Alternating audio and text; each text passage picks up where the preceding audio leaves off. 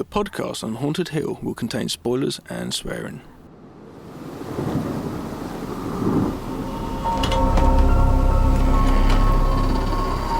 I am the devil, and I am here to do the devil's work. Please help us, Michael. Be one of us. I didn't tell you my name. Hang up. I didn't tell them my name. They're all a part of it. They're all parts of it. Come. It is time to keep your appointment.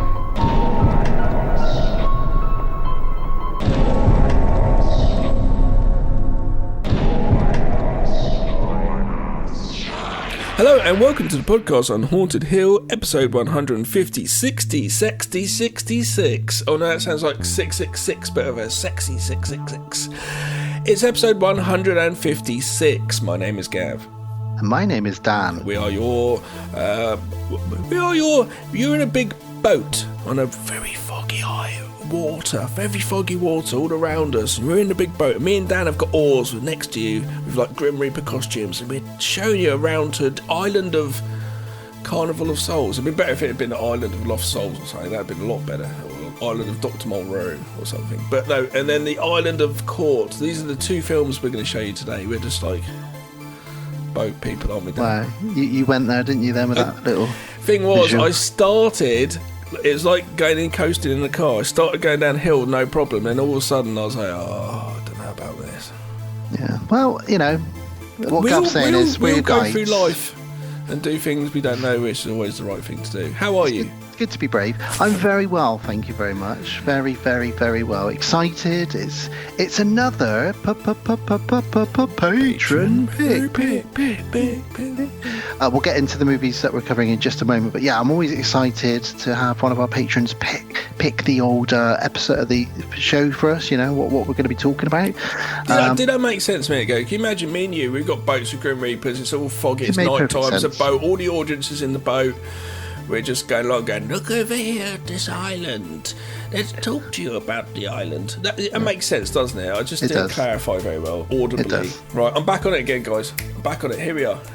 That very hot chili is doing things to your brain cells, isn't it? Yeah, it's fucking ridiculous. Absolutely ridiculous. I just eating a really very, very hot chili before we popped on air, and he's going to regret that one in the morning. It was like 2 spoonfuls, put it down, like, oh my god, you can feel the lump sort of going through your chest, like, okay, let's go back for another one. It's just craziness.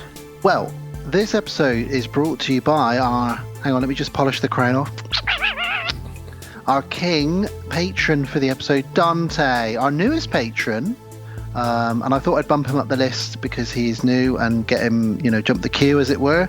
Because I'm trying to do the patron picks in order of the way they were done last time. But Dante has picked a couple of movies for us. He sent us a fantastic email, which I'll be reading out, explaining a bit about himself and why he's picked these 2 films. And he's picked some very different films, and films you don't really hear talked about. In fact, one of them we'd never heard of until he mentioned it. So we're going to be covering the classic 1962 Carnival of Souls, which has been colorized. It's been remade in the 90s as well. Said to be, Romero said it was the inspiration for Night of the Living Dead for him, so that's interesting. So we're going to be covering that, and a newer film called Cult, C-A-U-G-H-T, Cult, which is on Prime. It's 2017, and it is a small indie production with only a handful of cast members in it. And yeah, Dante took a liking to that one, and he's asked us to have a little look at it for him, which we've done. Ooh. So Cult from 2017, yes, and Carnival of Souls 1962. Yes, thank you for the films. We shall talk about them in a little bit. We will do. I'm excited though, Gav. Before we get into what we've been watching, a couple of exciting bits of movie news. Firstly, Spielberg is doing something. Rumblings in Hollywood. He's working on a new project. It's a UFO film. He's coming back to the fold. I know you're not a massive Close Encounters fan, but I am. And I think he hasn't been golden Spielberg for a few years. So if he can do 1 or 2 more before he pops off this mortal coil, then fantastic. Close Encounters is a funny one because I want to really go, I fucking love that movie. Do you know what I mean? And every time I go to watch it, it doesn't do it for me. I don't know what it is. I do really want to. I'd love to cover it, but it's a long film, and if heart's not in it, no, it's not. It wouldn't be a very really good isn't. review. No. So I'll leave that one for now. Sorry. But yeah, so that's one thing I'm excited about is that Spielberg is on the move. Speaking of old classic Hollywood filmmakers, Clint Eastwood has just wrapped on his recent film, and rumour has it it's his swan song, his last movie, a dark thriller, I think. I'm not surprised. He's about 165 now? I think he is 94 this week or next Good week. lad. Good lad. But I think he's wrapped on his last film. But it's going to be a thriller. Kiefer Sutherland is in it. Amazing. And some other people. So, yeah, check it out. I guess when it comes out, it'll be out next year. Let's hope Clint is around to see it. You know? You've got your usual Nicolas Cage news. Apparently he's been cast as, I expect every other day's cast or something. I think he's prolific. I think he's been cast as Joseph, or either Joseph or Jesus Christ, in like a modern day retelling of the Bethlehem story or something like that. God, I'll watch it because of it's Nicolas Cage doing it. What do you mean? I you're am pregnant? Jesus Christ! Imagine trying to tell him. I sounded more like Edward Woodward then. Trying to tell him you're pregnant, and he's like, "What? We haven't even had sex. What do you mean?" And she's like, "No, it's God's child." I really enjoyed watching Wicker Man. Not long ago, I watched it. Being May, not long ago. Really enjoyed watching it again. Listen, I had the Blu-ray I hadn't seen, so it's really nice to watch it. We covered that many moons ago for our bad remakes, and actually both really realised... Oh, I mean, no, I'm talking about the original. I'm not talking about the Nicolas Cage. Sorry, I should have said. Yeah, because you went to Wicker Man, though. Yeah, I don't know why something threw me into that. No, I like watching the Nicolas Cage one because I view it, honestly view it as a comedy. I would watch it again, and I haven't seen it for long. It's never, I don't know, I never really look at for it. I don't know, it's one of those hard ones, isn't it? It's so hard though now. There's so much content. Everybody must. I'm sure all of you listening have this situation, this problem, and it's like, what do I go to watch? We've said about it before, but now it's really hot. It's kind of almost like you've got to not have the telly on and go, what do I feel like tonight? When I had COVID, because I felt so shit, I was like, I want comedies. I want duo buddy cop comedies where it's a couple of blokes, you know. And that's what I watched. And because I knew I wanted to watch it, I didn't start looking. I watched a few films and enjoyed myself. And this is how I am so eclectic with my viewing, because I've got it down. I've said this before. I've got 5 or 6 lists. You do, and you go, and I work from the bottom to the top. So every night it's like, okay, it's time for this list, right? Prime, and whatever's at the bottom on my Prime list, I will watch. Doesn't matter what it is, I will watch. I have been trying to do it. Same with Netflix. The thing is, though, same with all my lists, Disney Plus, my Netflix list, my Disney Plus, my Amazon list, all of them. I'll go to my list because obviously I've put them there because I want to watch them, and I go through it, and every time I'm like, nah. Yeah, I don't have that problem. I just put it on, which is why I end up watching terrible shark movies or really good You've stuff. got a lot more patience than me, though. I am terrible, as everybody knows, because sometimes my reviews can be a bit impatient of films. Yeah, but that's how I do it. I'm kind of... I don't really... Obviously, if I want to feel comfortable, like if I'm feeling a bit tired or something, I want to put on something I've seen multiple times. Yeah, oh, absolutely, yeah. You know, the other night I said to Alice, I just want to watch something. I don't really want to watch whatever it was. I think it was a Giallo movie that I had set up to watch. And I was like, I don't really want to watch this. I ended up watching... I think it was Big Trouble in Little China. I watched like about 45 minutes off, then I just went to bed. And that sometimes you just want a bit of Kurt Russell to send you to bed. No, the other night I watched it. It's what I really enjoyed watching it again. I've seen it many times, but I didn't get to the end of it. I ended up going off and not watching the end of it for the last 20 minutes because I've seen the movie so many times. And I've covered it. Severance. Yeah, I put it on and I was like, I was just watching the whole setup and before, because towards the end of it, whatever kind of thing, but I really enjoyed that first hour. I think it's brilliant. Danny dying of drugs, mushrooms, and then like just everything's going on. It's very, very funny and really, really well made. So I was really enjoying it, but because I've seen it so many times, I didn't need to watch the end, and I was fine with that. I was completely like, that's cool, I don't mind. Yeah, Which is weird. But like, it's fine, isn't it? It's really weird that one time realising when I was listening to a podcast as a director, and he says, "Oh, I watched 50 minutes of a movie, turn it off," and the interviewer's like, "What? What do you mean?" He goes, "Well, there's no rules. You can watch 15 minutes of a movie and turn it off if you want. You don't have to watch it." And I was like, "Oh my god, I didn't know that's allowed." I thought it was like film prison. Everything. I was like, "Yeah, I know you would never do that," but now I'm like, fuck yeah. 50 minutes now, out, next. And it can suck sometimes. You might not really find something to totally watch, but that's why I'm so apprehensive about new TV shows.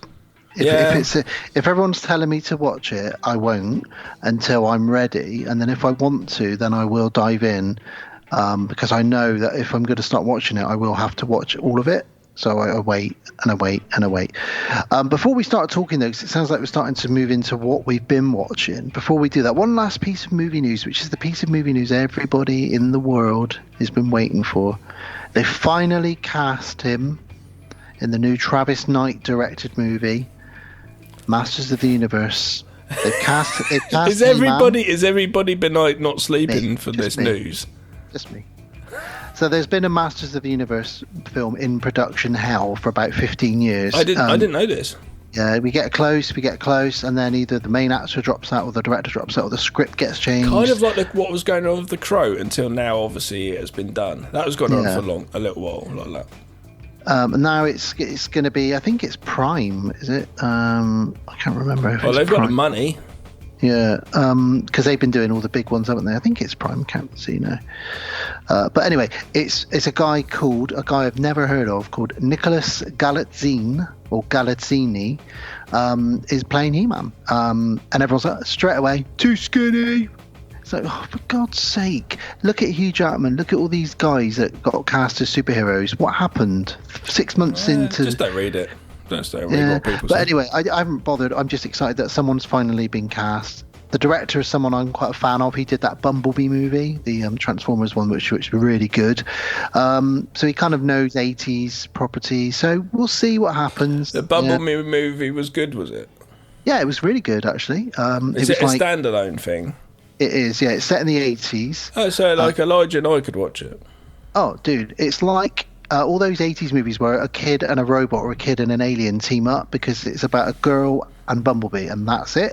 So it's kind of like Short Circuit, I'm always looking for films to watch of him, actually. But the Transformers that are in it look exactly like the Transformers from the cartoon. They're not like your Michael Bay sort of weird sort of shapeshifters. They're actually like... You see the transformation quite nicely, and it's only got about 6 Transformers in it. So yeah, it's really good, that Bumblebee movie. Have you yet seen? Because I watched it with Elijah, which is very inappropriate for Elijah, but it was okay because it's animation. Have you seen Chuck Steele Night of the Trampies yet? Please. I still haven't watched it yet. I'm so sorry. Like, I've been busy. But you're doing yourself an injustice. Like, literally, you're watching it and go, "Oh my god, this is amazing." I was showing some of my friends a trailer the other day, and I was like, "It's so good! It's so good!" You know. Well, the problem is that and here's a heads up to anybody with Disney Plus, is that the new Omen, or the first Omen, has just hit today. Oh, has it?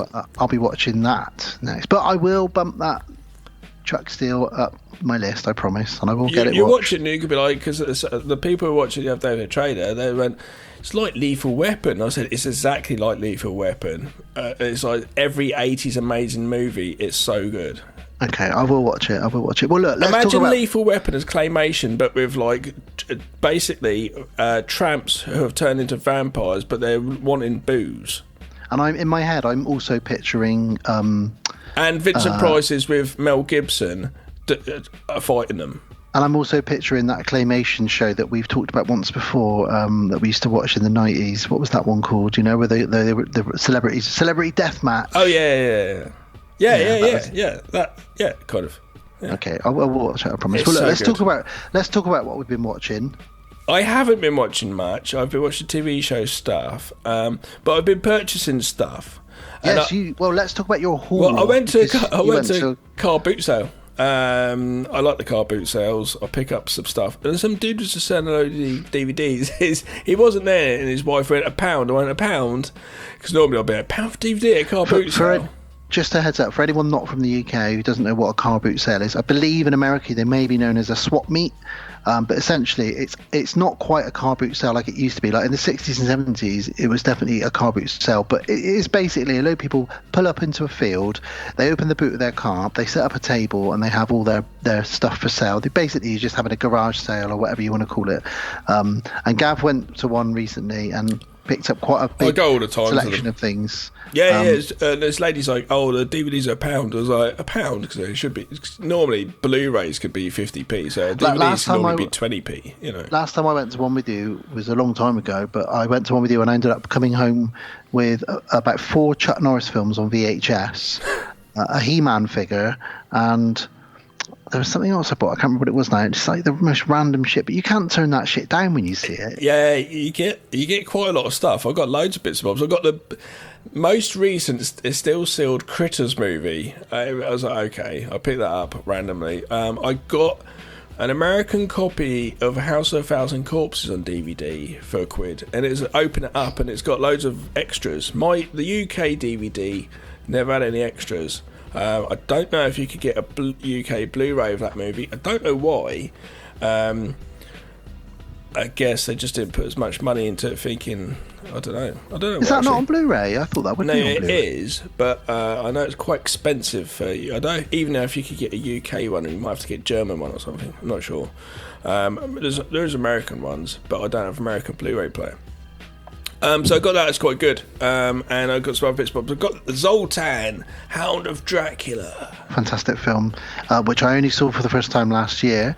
I've never seen this. Good. I've never seen this DVD ever, and I shop for DVDs on the regular. I'm always looking, like all the time. I've never seen it. I watched it on YouTube. I've never seen it on DVD or VHS anywhere. No, £50 in Amazon for a copy of this. Bloody hell. Yeah. Well, it's a good one, and if you like it, then we can pair it up with another dog episode for a dog episode. Oh, Stan Winston did the effects on. Yeah. It's good, dude. It's really good. Oh man, I bet that's really good. I didn't realise. So I picked up. It's funny because the guy comes back and he said, "How much did the wife say?" I said £1. She goes, "Oh, it's £2 for the DVDs. All right, I'll give you £1." But I still tried to get 7 for £5, but he wouldn't let me have that, so I had to give him £7. I also picked up Haxon, a Criterion collection. Yeah, and that's good as well. It's got a load of extras, but I've never seen this either. Oh, it's good. But I did treat myself to something this week. This isn't a weird thing. I don't normally pick up items and talk about them because it's a podcast. Can't be a fucking sim. Anyway, when I was a kid and I found out from looking back at it, I picked up a Scream book. I know you can't see it, Dan. You can, you posted it on the Facebook page recently. And I had a quick look yesterday. It's basically a comic I got, and the front covers are in the book, so it's 1984, so I was like 7. And it came out just for like every Monday, 22p. The comic came out for about a month and a half, and then it just kind of stopped. And it was the most random thing ever, and it was such a good story, like really good stories in there and stuff.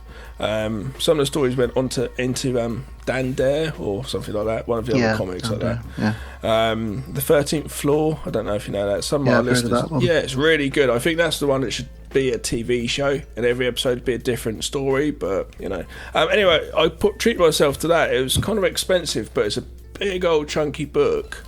And it's in good condition. Oh, it's brand new, man. That wasn't the car boot sale. That was. Oh, sorry, I do apologise. That's just been released. No, I had to spend quite a penny on that one, actually. Slightly different from the other treats I got myself. Yeah, anyway, books are expensive. I've not really watched stuff though this week, so I haven't really got much to talk about, my friend. No problem. Well, I got a few bits and bobs to talk about. First of all, I want to talk about an old film. Talking about VHS. You gifted me, when I saw you last, a copy of Sleepaway Camp on VHS. Yes, I'm not a big fan of the film, so I was like, you can have that. Yeah, it was great. It's cardboard sleeve. Slipcover, isn't it? Yeah, it's nice. Popped it in the other night, and great to watch that. A little bit of crackle at the beginning. It's always nice to see your TV saying adjusting tracking. I love it, and it's just like putting on a vinyl record for me. So thank you. I enjoyed rewatching that. Also forgot how ridiculous the boys' clothes are in that film. Everybody's got a crop top and very tight speedos. But yeah, just wanted to thank you in the flesh for that. No, you're welcome. I'm glad you enjoyed it. I knew you liked it, so you may as well have it. Facebook Marketplace. Facebook Marketplace. Fuck it. Facebook Marketplace. Sure, there is a Facebook Fuck It place somewhere. There should be. There's this lady selling a brand new Sony VHS player, still sealed in a box, and said that my husband put it in a loft. My husband's passed away, but he put it in a loft, thinking it'd be worth a lot of money one day, and she was selling it for £30, and I just kind of saved it. Did I save it? I think I did. And then I went back, and not long after, because I was like, fuck it, I'm going to get it, because that's fucking well cool. I could even do an unboxing video of like, look at this. Yeah, man. Because it's just like, this is treasure. Where'd you get brand new VCRs, you know? And it was gone. Yeah. The thing is, you know, I had two VHS players. I gave one to you. You did. Unfortunately, that one died, but you did, yes. I've still got the one my dad gave me over there. Yeah, I've got another one now, actually. And I couldn't figure out a while ago. I was like, this fucking thing stopped working, and then I realised the kids had put a Spider-Man toy inside it. Of course.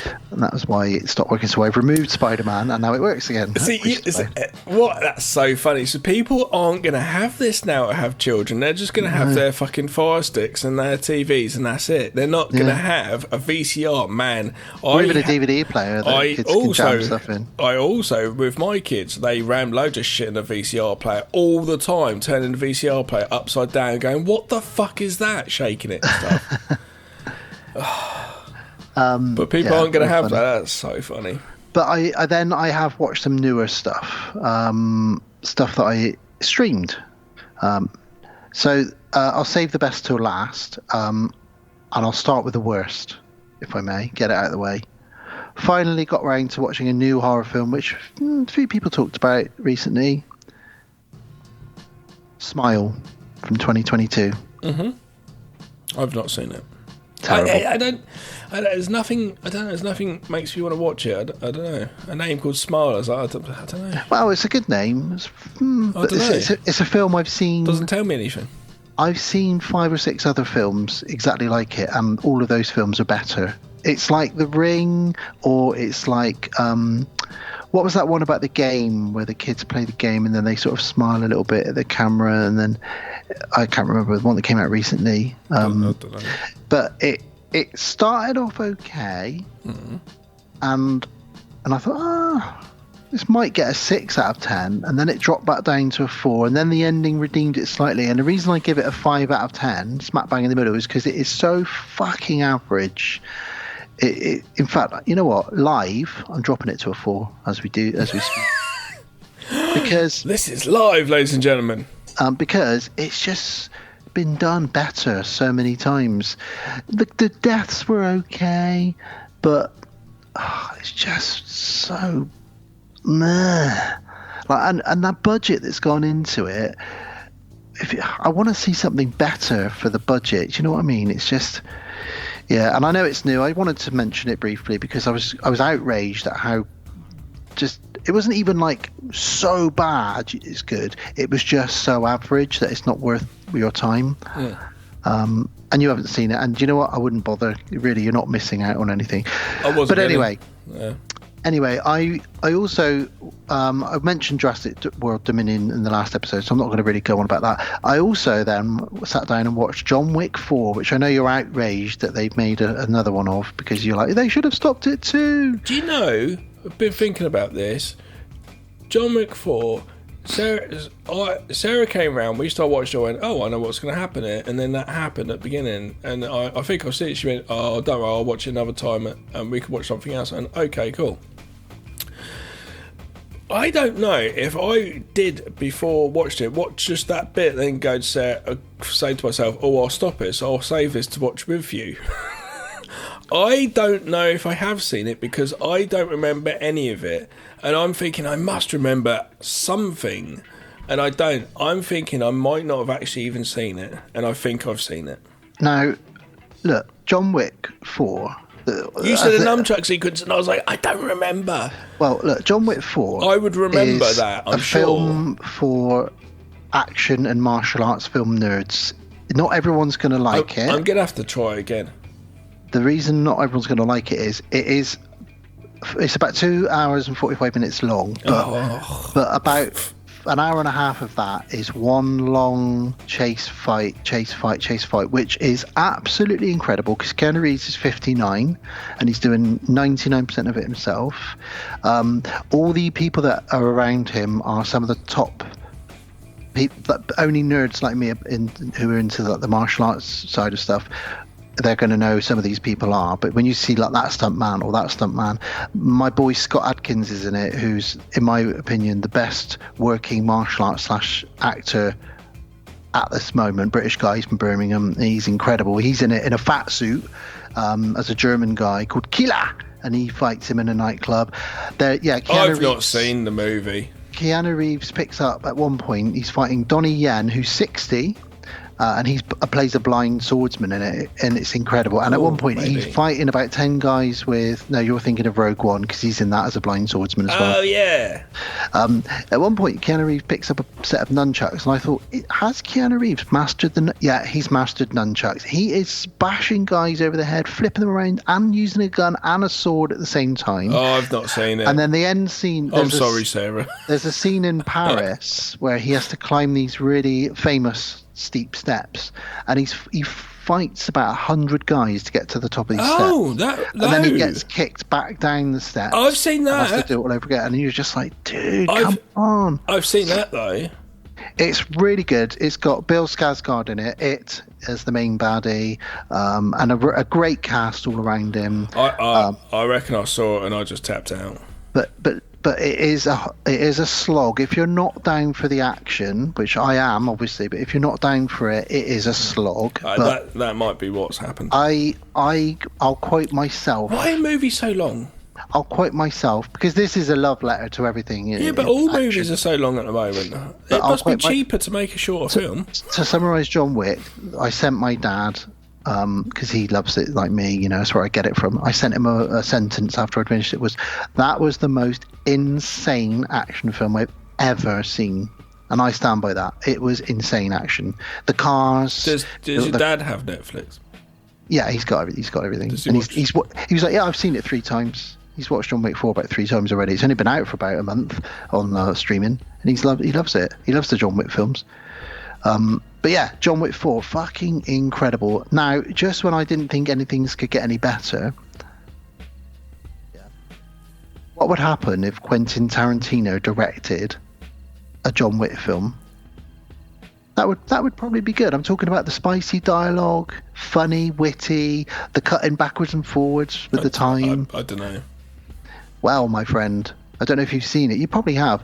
I watched Bullet Train. Oh, I've got the Blu-ray, man. Jesus Christ. I give that, and I can't believe I gave a brand new movie 9 out of 10 on IMDb. I feel like I did it in the cinema, and then, I've got the Blu-ray. Because I was just like, it's so much fun. It's phenomenal. The action is all based on Jackie Chan movies, which obviously pulls at my heartstrings. The action is very good, but then the dialogue is very clever and very funny. The story is ridiculous, but also quite heartfelt, in that Brad Pitt feels like he's just got bad luck, and then that guy says to him towards the end, yeah, but the reason you've always got bad luck is you take all the bad luck away, so everyone around you has good luck. And he's like, and it's a bit of a samurai thing in there, but it's just so much fun. I'm glad you enjoyed it. I love it. Yeah, it's in my collection as a fun action film that is to watch. Lemon and what were their names? Orange and Lemon, or Lemon and Satsuma or something. The 2 guys that everyone says are twins. They are so funny in it. And Brad Pitt's really good in it. It's just it's like John Wick, but slightly shorter and funnier. Yes, totally.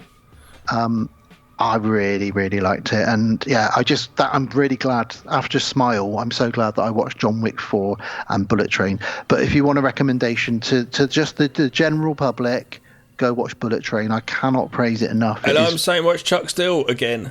and watch Chuck Steele Night and of the Trampires. Trampires. There we go. That's our 2 recommendations from our What You've Been Watching, the main 2. There we go. Yeah. Well, look, Gav, that's what I've been watching.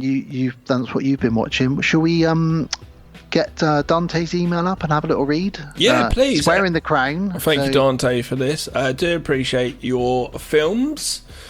Do appreciate you supporting us, my friend, Yeah, of course.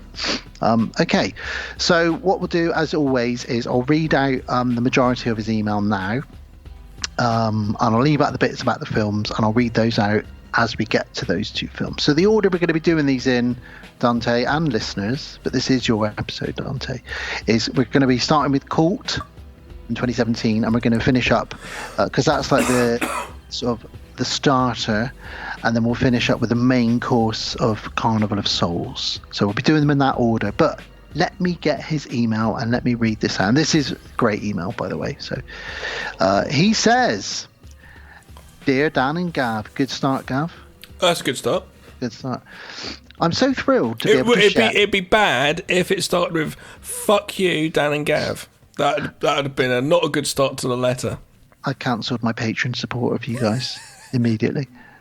Or if it started with "Dear Bert and Ernie," that would be all right. I'd take that. Or if the patron actually chose the movies that we both have said for many years how much we hate, and chose them for us to do cover or something. Let's quickly tangent then. What would be the worst 2 films that you can think of for us to watch? Well, I don't know. Well, you could choose one and I'd choose one. What's your worst film for you? I don't know. There's some pretty bad things out there. I don't think about them. That's why I can't remember. That's it's too hard. Carry on. Forget this tangent. Let's read this then. So, "Dear Dan and Gav, I'm so thrilled to be able to share with you guys my love for these films. After all the years I've spent listening to you talk about such a variety of great, mostly in brackets, films, and there we go, and just getting to know you 2 lovely chaps along the way. Just to let you know a bit about me, my parents were from here. Mum was from North Wales, Dad was from Kingston upon Thames. That's quite near you, Gav. Back when it was a bit of a crappy area, and they emigrated to Canada, which is where I was born. Before I turned 2, they moved to Michigan in the United States, where I grew up. I was a huge fan of horror from an early age, getting hooked on the likes of Hammer films, Carnival of Souls during the summer months when I was home unsupervised. We've all been there, Dante. Oh, yeah. And then he says, "Being a fat little gay kid in the rural Midwest was not always fun, and the escape of films, especially horror, was a true blessing. Part of the reason I love you guys so much is how open and inclusive you are, but still not afraid to make some truly un-PC jokes, which I also love." How dare you? We don't make un-PC jokes. We don't do that. Sorry, inclusive you are, but not afraid to make some truly un-PC jokes, which I also love, towards everyone, and especially Gav's tireless inclusion of trans and non-binary folks, which always warms my heart. Oh, good. I don't know this. I do it in the intro. Okay. So, when I say welcome to everybody, yeah, of course, absolutely, yeah. He says, "So I started listening to you when I was living in Saudi Arabia." So globe-trotting, this guy. Globe-trotting. I know. I sigh because I'm so shit and have not done that. That's why. So I started listening to you when I was in Saudi Arabia with my now husband before moving to the UK in 2016. Ooh. I genuinely appreciated how honest you've both been about your personal challenges along the way, which many of us have also experienced. But it's your genuine joy talking about these flicks, geeking out in the same way many of us here do. It's such a kick. I never get tired of hearing you go off on bizarre tangents. Well, you're in for a treat then, I should imagine, this episode. I like bizarre's a good word. It is. Bizarre tangents, telling embarrassing stories, ranting about confusing nonsense. That's mostly Gav, by the way. And you do embarrassing stories. Yeah, that's true. I get confused.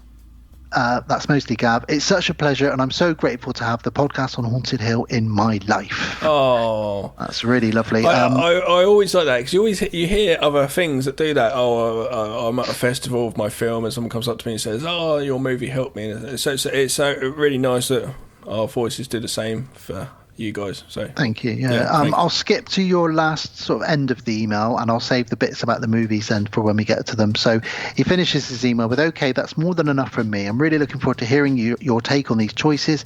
I have no doubt it will be an interesting and fun conversation no matter what. Thanks for your patience with me and all the enjoyment you've added to my life, even throughout some very tough years. Also, please give Bill Murray a hug from me if you feel safe to get that close." It depends what he's been drinking and eating, to be honest with you. I don't know where he is at the moment. I'll have to go and wake him up. The Gimp is sleeping. The Bill Murray is sleeping.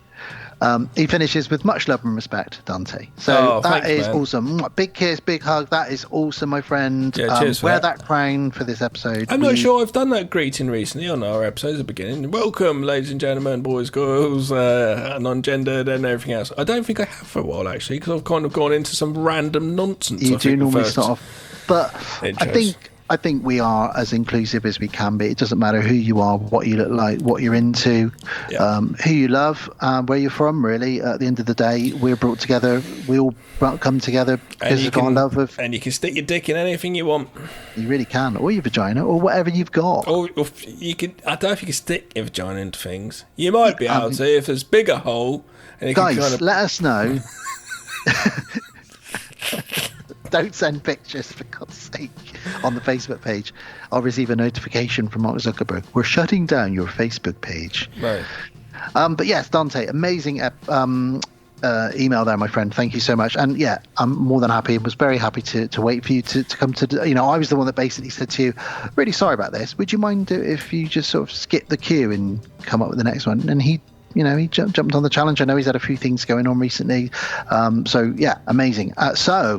With that being said, I guess it's time to go to a trailer for 2017's Cult, and when we come back, we'll do. Only if it's legal, you can stick it into anything you want. Just saying there, a podcast on Haunted Hill. Disclaimer. But like legal things to be stuck into. If you have a vagina, Gav put his hand up then, and I was like, "What have I said?" No, I just realised what I just said. Disclaimer: if you have a vagina, make sure whatever you put it in is legal. Or penis as well. Yeah, make sure it's legal. I just realised that. I said, you can do anything you want, mate, but let's have some sort of baseline here.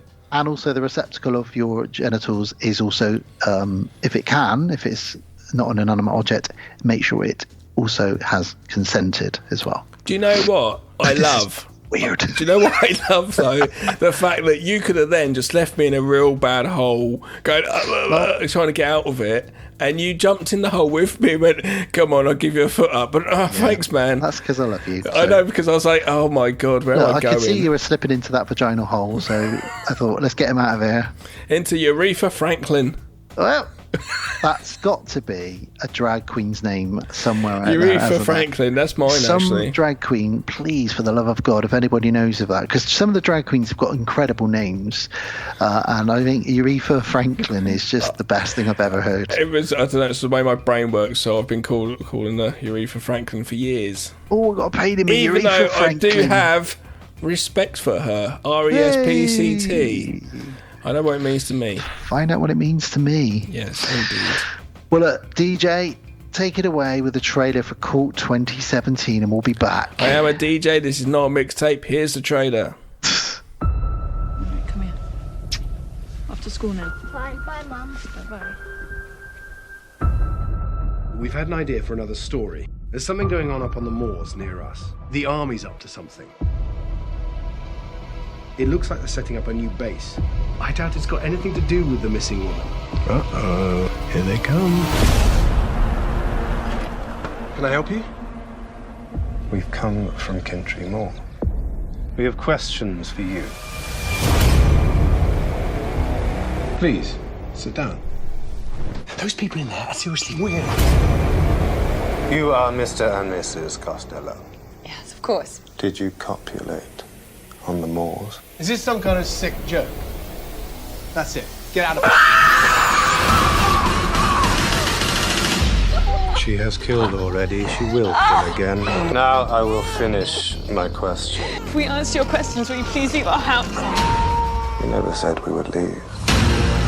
Who are you people? I have got to know what this is about. Do you know why we are here? know what you saw, but you refuse it! What? This is about the Moors, isn't it? You caught! I think what they're looking for could be in here. Caught! Pictures and you took. They think he's caught something. Oh my God. Mom, Dad, I'm back. Toby, you have to listen to me. You have to get out of the house. Why is the door locked? There are bad people in this house, Toby. You have to get out.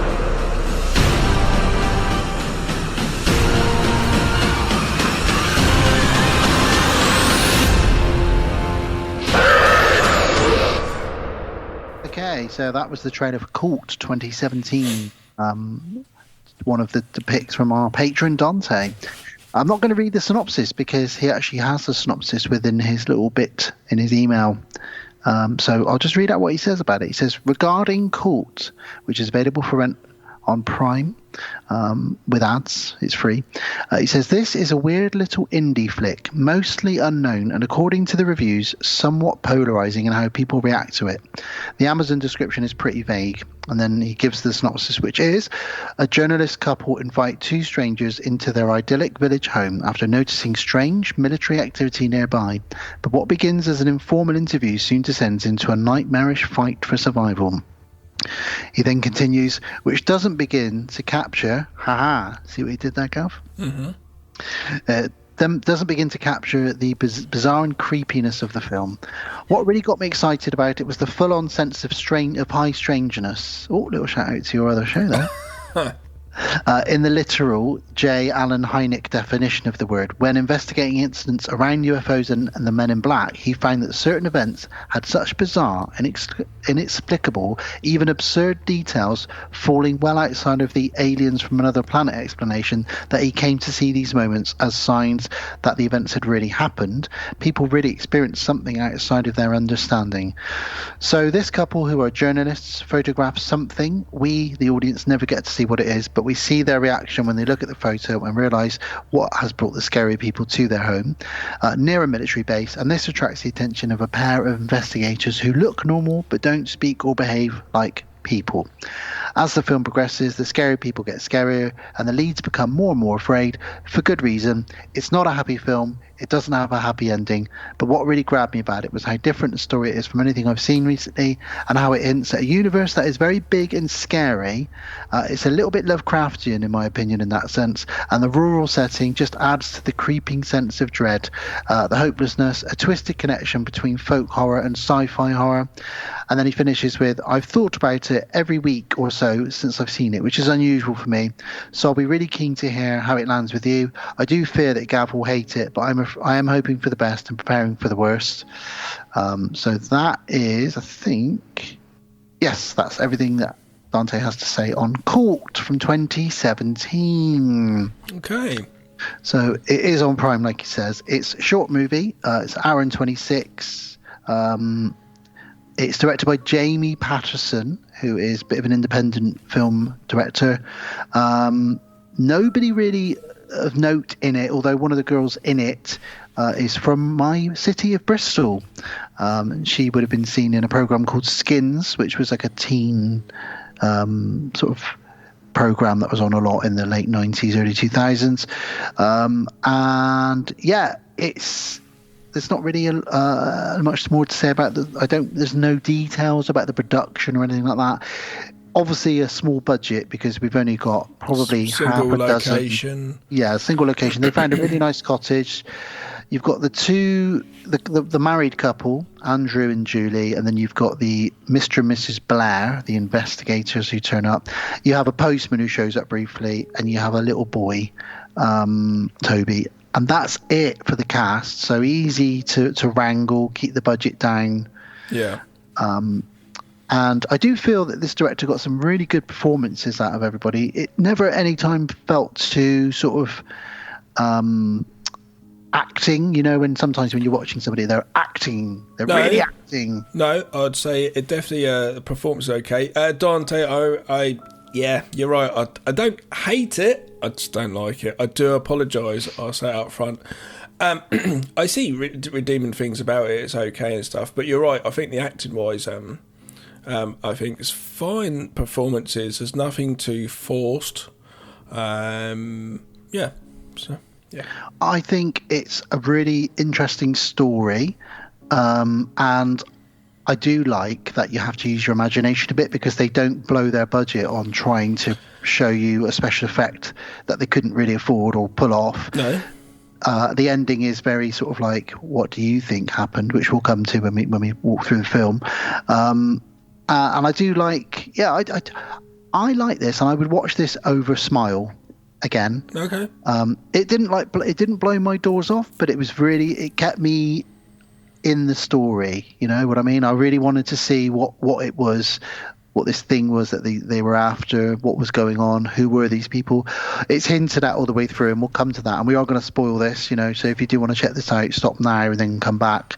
But it is hinted at what they are. Essentially, I think, to boil down the plot very briefly, and then we'll walk through it, is these two people that come and knock on this journalist couple's door, they are either aliens, or they work for aliens, or they're some kind of like android that's powered by aliens or something, because they don't behave like normal people. They barely know English.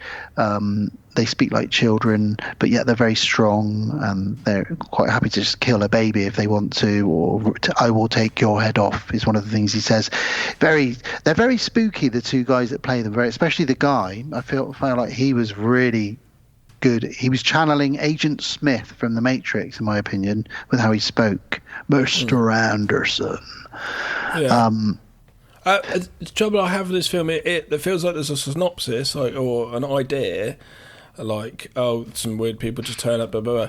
But then that's it. There's no actual story. It just leaves that. And then it's the mystery of what they're there for so long in the movie. And I was just like, at first I was like, oh, this is okay.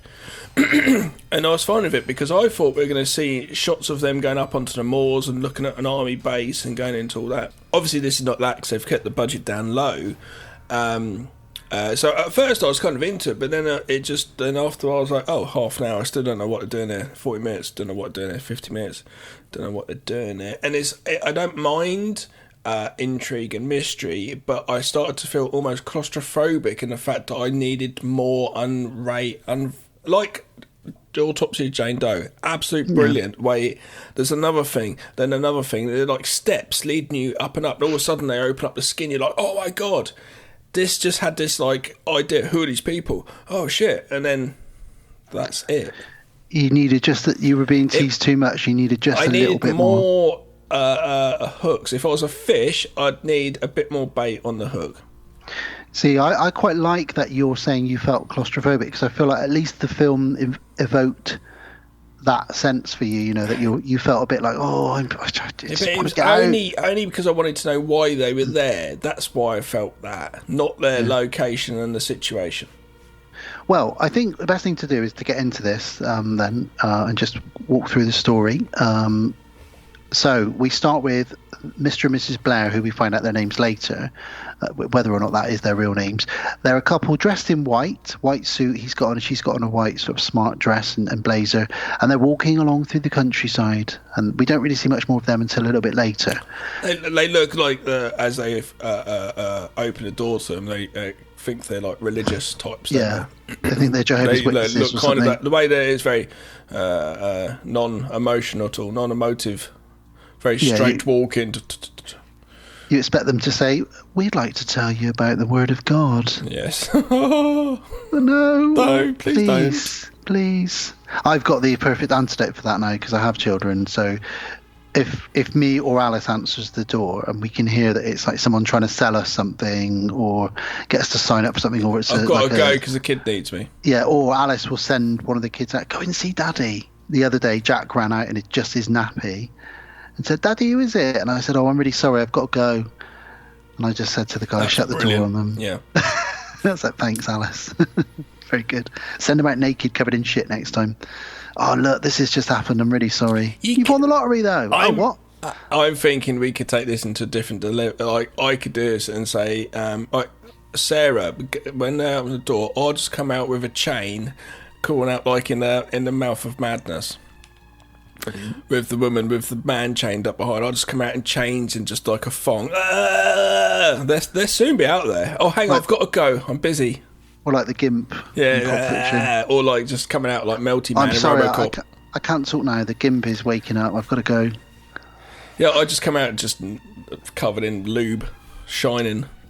Well, Dante, there's one of your tangents for you there straight away. Gav is shining with lube. Shining with lube. So we've met those. Well, we haven't met them yet, but we've seen those two. So we cut to the married couple, Andrew and Julie. Julie, the mum, is sending off her little boy Toby. So I didn't realise this was British until they started talking to each other, and it's all set in a quaint little village near the moors. She sends Toby off to school. I did like, there's no offence to any other country, but obviously because I live in England, so I obviously felt a sense of comfort with that. I live in a village. Those houses, which is in this movie, is just like the houses I have here. You know, so it felt very, same to me as such. Indeed. Well, after Toby leaves for school, his mum and dad, Andrew and Julie, discuss Toby and sort of say he had another nightmare. He keeps telling me that there's a man watching him, a scarecrow with dark eyes. Sometimes he's in the cupboard, sometimes he's looking through the window. He's even drawing pictures of it, and I've spoken to his teacher and she's a bit concerned about it as well. So they're kind of talking about this, and this all kind of sets up potentially what Toby has actually been seeing, because it is revealed later on that they have been being watched. Ooh, and these are the little elements I really like, you see, because I do get chills up my spine about these fucking aliens watching us, you know. We've talked in the past about the Hat Man and the Shadow Man, you know, and I don't like being watched by these fuckers, you know. When I'm having a poo, why is he watching me? What is this human doing? Some friends come visit me the other day over from America, and they were on holiday in America, and they tell me they went up to like these mountains for a weekend. It's like the anniversary or something, and it snowed and stuff. But where they were on this big cabin bit, they looked out just on a balcony and just out in the woods. But they didn't have no curtains, nothing. The windows were just open with big glass windows. So at night time, it was like anyone in the woods could watch you. I'd be walking around nude, jizzing all over the place. I'd be writing hello and jizz Please, on the window. Stop. That's enough. Wipe the jizz off the window. That man's washing the windows. Playing a little game of Ronnie Come. Wow. Let us move on. So he's made himself laugh. Here we go. Oh, my friend came back. There's a game. What is the game? Runny Cub? Runner Cub? Something like that. And my friend changed that and said, maybe it's sort of wanking up against window. It never happened. It was a joke at a party, he said. It didn't happen. That sounds really bad and weird. So, Andrew and Julie are both journalists, it transpires. He is a photographer. Like a bit of a freelance photographer, and she is a journalist, but they both work for the press. And he gets a phone call and talks to somebody over the phone, and you hear him saying, you know, yes, there's been loads of military action because we live near the moor and we've seen all the vans and all the military vehicles going past us. We've asked them. I was hoping to see some of this. Yeah, you know, don't tease me. They said, what's been going on? You know, we've asked them, but they won't tell us. There's so much secrecy. They think it's nukes. They also throw in that a girl's gone missing from the village. Maybe it was something to do with that, but Andrew thinks it's more to do with nukes, and they're like storing nukes near them in the village, in which case they want to rip this story wide open. They want everyone to know about it. This whole phone call brought me so many different feelings for the film. First of all, I'm like, oh, intrigue, there's mystery going on. And then all of a sudden the army coming in. Is there some sort of beast, like the beast of the moors? Is that what we're going for? There's a nuke. So oh, God, it's going to be like nukes and boring shit like that, political. But in the end, don't see any of it at all, so it doesn't matter. It could have been linked in with our last episode. It could be that they're all a Norwegian military and they're all going to find trolls hiding in the moors. Exactly. Could be. But Andrew mentions that they've taken he's taken photos. He's been up there snapping away, but no one would give him any information. He's got a load of photos he hasn't developed, and that's that. Then while they're chatting, they see the couple in white outside. And they say, oh God, look at those two. They look like they're Jehovah's Witnesses. Yeah, they definitely are selling Jesus to people. Anyway, they carry on speaking, and then they see that they've come to their door, and they knock on the door. So they open the door to these two, and they are emotionless and strange. One of them says, have you spoken to Mr. K? They mention this a lot, but we don't really find out what K or Mr. K is. This movie is a lot of mystery, but not finding out or getting any payoff, really. He says, we have come to speak to you. I do like their characters, their costumes, like all just white and stuff, and the way they deliver themselves, like you say. We have questions for you and for your wife. And like I said, he's very Agent Smith in his delivery and his speech pattern. They say they're from the army base. And he's like, oh, no, they've come to sort of question us. Fuck's sake. But they're really odd, and they both know this. But so, as they're journalists, I assume that because they're like, they sort of discuss it, but they kind of just like, oh, no, come in like that. Because I guess because they're journalists, they think they can ask them questions and get stuff out of them. That's what she says, isn't it? She says... Because straight away I was like, I wouldn't let this fucking weird couple in, which is what they should have done anyway when it comes down to it. Well, yeah, because she secretly has a dictaphone in her pocket, doesn't she, Julie? So she's... Right. And she actually is honest and says to them, we'll answer your questions, but then we've got some questions for you as well, if you can answer those. So they sit on the sofa, and she says, Julie says, your shoelace is undone. And they both just look at it like... It's nothing. They don't understand what that means. The whole time, it's basically they're very intrigued, like the tea or coffee's hot later on or whatever, and they don't know it's it. And it's just lots of things happen. They just don't understand. You took a photo, taken a photo, like really don't understand things, and they're really confused. Which obviously comes across as thinking, they're like robotic or alien stuff. But it just keeps on going and going. Yeah, she gives them a cup of tea, and she doesn't understand why anyone would drink hot liquid. It's like they've just learned English, really. They say to them, "What are your names?" And they're like, "Oh, we're Andrew and Julie." And they're like, "And how long are you being here?" And they're like, "Oh, we've lived here for however many years." And then they sort of say, "Do you have any children?" "Yes, we've got 2 children, baby Emily and our son Toby." And she says, "And did you copulate on the moors?" Yeah, did you fuck on the moors? And Andrew's like, "What?" And he says, "Did you fuck on the moors?" It's like, what the hell? What kind of a question is that? But I think I've got a theory about why they asked that later on. Thing is, though, all you're saying and stuff, and the way we talk about it, I think people go, oh, well, that sounds quite mysterious. And the way you're saying that, I quite like the way they do these things. It's quite intriguing. They just needed to just cut away to like different things to show us, or another thing happening at the same time, or something else. I don't know. I suppose cutting away takes you out of it if it's all sort of trying to keep the claustrophobia of just in one area, in one place. But I just feel I'm lacking something to keep the interest level up. I really am. Well, Mrs. Blair freaks out and screams, which wakes up the baby Emily upstairs. And he says, "What is that noise? Turn off that noise." And they're like, "What is going on here? Why are they speaking like this?" And he says, "She will kill you if you don't answer our questions. She's already killed today." And they're now thinking, okay, they're psychopaths that have escaped from somewhere and they've come to our house. Then they start asking about Toby. When is Toby becoming here? When is he being here? And they're like, what do you mean when is he home from school? Is that what you're asking us? And he says, yes, we need you all here. We need you to be complete. So he basically wants all 4 of the family, the baby, which is already there, the couple and Toby, to be there before they can finish asking the questions. It's like they've been given half a mission.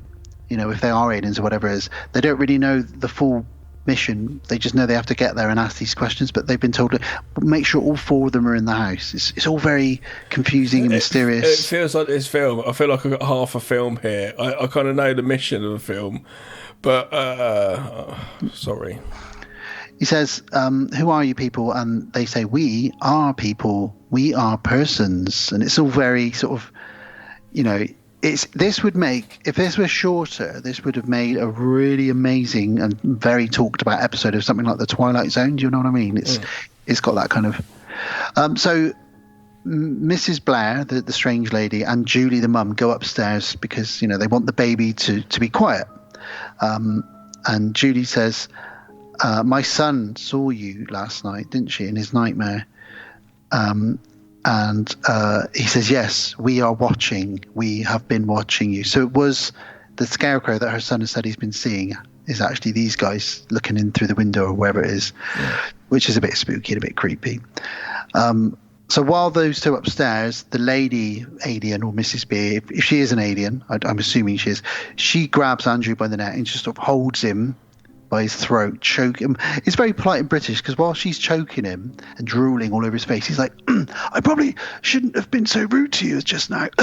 I shouldn't have told you to fuck off. And he's like trying to whittle his way out of it, like a journalist would, The reaction here is completely off, though. This woman, like, all of a sudden has got some red liquid, which I don't know what that would be if that came out of someone's mouth. It'd be very bad, but it's going into his mouth, and he's just like, he's not too bothered by this. I'd be quite bothered by it.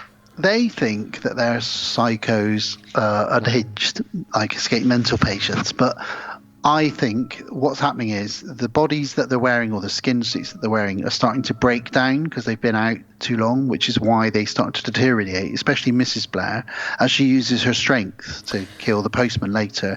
It's like their bodies are breaking down a bit. I think this is too much to ask the audience to go into these thoughts of what's going on. Well, but I think that's what's intriguing about this, and I think that's why Dante likes this, is because it is thought-provoking. It makes you... It's not just presenting it to you on a plate, which is great sometimes. It's giving you some of it, and you put it's like a book. Sometimes you have to put the pieces in yourself, which is why I like it too. I do see where Dante's coming from with this. I do quite like it. I am a simple person, so maybe it just doesn't read for me.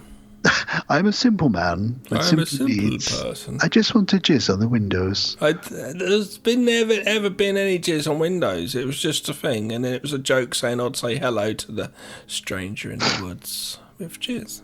Okay. Well, they tried to get the baby to turn off, and she's like, it's not a machine. I can't just turn the baby off. They've asked several times when Toby will be home. Then there's a ring on the doorbell. And it's Postman Sam. Postman Sam. I knew him. I knew that you would be singing that. I knew it. He says, Mr. Blair says to Julie, the mum, if you go and see who that is, if you tell them I am here, I will take off the baby's head. He literally says it like that. It's like, wow, okay. Well, I better not tell the postman that you're here then.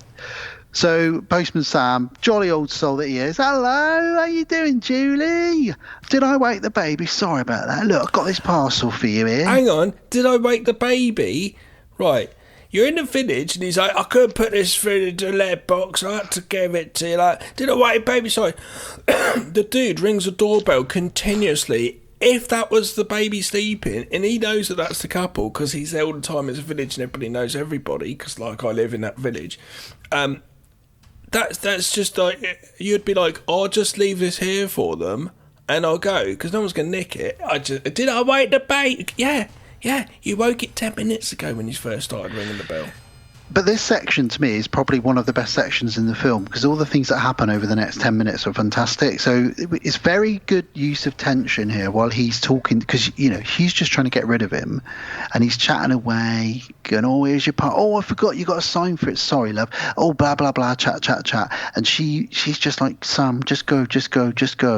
And then when he walks away, where she signed her name normally, she's actually written, please help, get the police. So he stops and thinks, why is she written that? And as he turns around, Mrs. Blair is behind him, and she grabs him, and she 28 days later him. She thumbs him in the eyes, blinding him, pushes him down on the ground. She then proceeds to pick up a brick. And inside the house, Mr. Blair, the alien bloke, he holds her up, so she has to watch the other lady bludgeon him to death, I think, with this brick, and she goes to town on him. I'm sorry to be negative about the kill, but I thought it was a lame kill the way it's shot, and the sound effect was so wrong. That's not a brick hitting a skull. Because don't you? You've heard it. Well, no, but I know. It just wasn't, though. If you watch it back, you're like, that's not the sound. Their sound effects guy was just lazy as fuck. I was going to place this in. That'd do. No.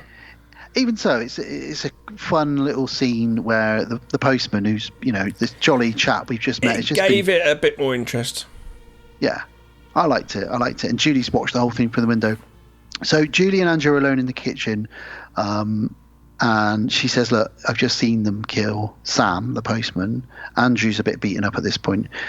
And she says, oh, it's all my fault. I wrote a note, trying to let them know that we're in trouble.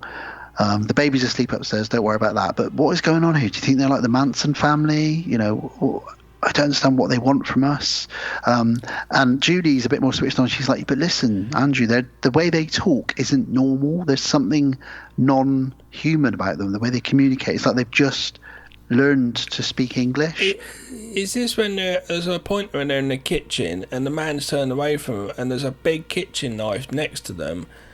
And they could have just picked up and stabbed him, but they don't. They don't fight. Then later on, right in the movie, they're like, "We're gonna fight now." But you just saw your postman be killed. They threatened your baby. Stab that fucker in the back now. I would stab the fucker in the back. Well, yeah, because what happens is it's just frustrating. Because while they're talking, the dictaphone in her pocket clicks stop, and Mr. Blair walks in. He said, "What was that noise?" And she's like, nothing. And he's like, give it to me. And so she gives him the dictaphone. And then this is where Andrew pulls a knife. So he picks up the knife and he says, get the fuck out of here. Get out of my house now. And he says, if you attack me, I will reveal something you will not understand. And that is, to me, again, really spooky. I really like that. But the guy was turned around. He had a knife. He could have just stabbed him. I would have just stabbed the fucker. But if someone said to me, if they killed my postman and then they said to me, I will reveal something you won't understand, that's a bit scary to me. Like, what do you mean? Are you going to turn into a lizard? Like, what's happening? Well, he takes the knife off of him. You're right. They could have attacked him, but they don't. He takes the knife off of him. And he lets Mrs. Blair back inside. Now, she's covered in blood at this point now because she's just absolutely annihilated the postman. And she's basically turned into a snarling sort of demon creature thing now. Like, she hasn't, but she's acting like a big sort of demon thing. What they should have done, it wouldn't have cost them any money to go up on the moors and just get a couple of just wide shots, just of a few moments, just do you know what I mean? The moors. Yeah, you could, in this, at times, just cut to the moors, then later on have that come into it a bit more, do you know what I mean? A reason for that. But just to break away and come back. Do you know what I mean? or even a couple of drone shots of the village just to show that there's only a few houses there. Yeah, or just then a big wide shot of the village once in a while, of that not the village, sorry, of their house. Just a big wide shot showing their house. There's a lot of stuff. I just want some exterior stuff. But then again, they might be going for it to try and get some claustrophobic. And I do feel claustrophobic watching this, but I don't feel it in the way that it's supposed to be intended. Well, at this point, Mrs. Blair, she really starts throwing up this pink liquid you mentioned, and she's really acting like she's falling apart. Yeah. And they are forced upstairs, and they're locked in a room, and the baby's really crying at this point. And he says to them through the door, if you tell me what I want to know, then you can go to your baby. So Andrew goes, they're like, what do they want to know? Because they keep saying we need to know something, but they haven't asked them what it is yet. And that's why it's so frustrating. And they just don't know. And he says again, when will Toby be here? And they're like, in an hour. And he's like, how long is that? Is that a long time? And they're like, what do you mean? Is that a long time? What the fuck are you? Yeah, it must be because I'm so impatient and I'm like, I've got to move, I've got to keep going. Because, yeah, it's like 50 minutes into the movie, they're still going, what do you want? And I was like, oh my God, fuck me, you know. Well, Mr. Blair says, they will be here soon. And she says, who? Who will be here? And he says, you know who. You've already caught them. That's why we are here, because you caught them, and we need to have your caught. So this is the title of the film. And these two are referring to pictures because they've captured or caught something on camera. But they obviously don't have the vocabulary to understand that, these two creatures of whatever they are. But at the same time, obviously, it's a double because they're caught in their own cottage as well. So it's yeah, I quite like that. I quite like it. She tells him to fuck off at this point, And she says, is this to do with a photo? She puts two and two together and figures out you're referring to photos. We caught something on film that you don't want us to have. Well, okay, let me ask you some questions. Who is they? Who is coming here? And all he can say is those who decide they are real. And she says, well, are you real? And he says, I am Kay. What does that mean? Like he can't answer whether he's real or not, and I like it. I like the mystery. I do. I hate it. He just doesn't give her a clear answer. I quite like that. Yeah. Maybe it's because right now I'm working with 2 3-year-olds who don't give me a fucking clear answer. Maybe you can appreciate that they come across as 3-year-olds in this. I think so. Yeah. Jack, you've got a black eye. Yeah. What happened? Nursery. Yeah, I know that. Obviously, you done it in nursery. What happened? I hurt my eye. Yeah, good. I can see that. What happened to your eye, Jack? Yeah, hurt eye. Yes, very good. Did a boy hurt the eye? Yeah, a boy. Or was it a girl? A girl. Yeah, a boy. Which one was it, Jack? Did someone hurt you or not? And then you go the next day and you go, why's Jack got a black eye? And they go, oh, he fell off the seesaw. No one was anywhere near him. And I'm just like, for fuck's sake, Jack, tell the truth, you little 3-year-old. If you listen to this when you're older, Jack, I do apologise. I love you, my son, but you're 3 and you're doing my head in. Yeah, they do. They carry on doing your head in. It's fine.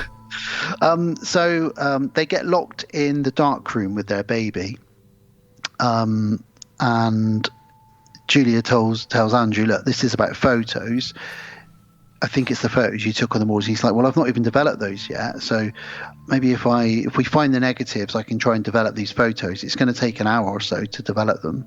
While that's happening, Mr. Blair downstairs discovers music on a cassette tape, and he's listening to it, and he doesn't understand what music is. And then poor little Toby, who's probably 8 or 9, gets home from school. Mum, Dad, where are you? And they're like, Toby, there's some evil, bad people in the house. Get out of the house. Mum, you're scaring me. Fuck's sake, kid. Listen to what your mum's just said. Get out of the house. Mum, the door's locked. Yeah, it is now, because they fucking locked you in. And Mrs. Blair sneaks up on him, and she grabs him. Yep. Very scary. And she gives him... they throw him in with them as well into the dark room. And he says, now you are complete. You can give me the court. No one leaves until we get the court. They discuss, we need to get these photos developed. The woman is literally falling apart downstairs. That's what she says. And she is, when you see her, like her eye starts hanging out. Pulsing. It's all gross and weird. Pretty good effects, like minimalistic, but pretty decent. They start to say, Andrew says, do you think we could overpower them? Yeah, there's a chance that we could fight them off. They seem incredibly strong, and I don't even know if they're human, but we could potentially overpower them. And then he finds one last negative, and he develops it, and he says, what the fuck? And we don't get to see it, Gav, which is frustrating for Gav. We don't get to see what's on the picture. He wanted to see it so bad, and so did I, of course. I'd already given up at this point. I'm sorry. Andrew tells Toby, look, these people are just bullies, and sometimes in life you get bullied. Don't worry though, we'll do something about it. And he shouts to the door, I've got your court. Now we can talk.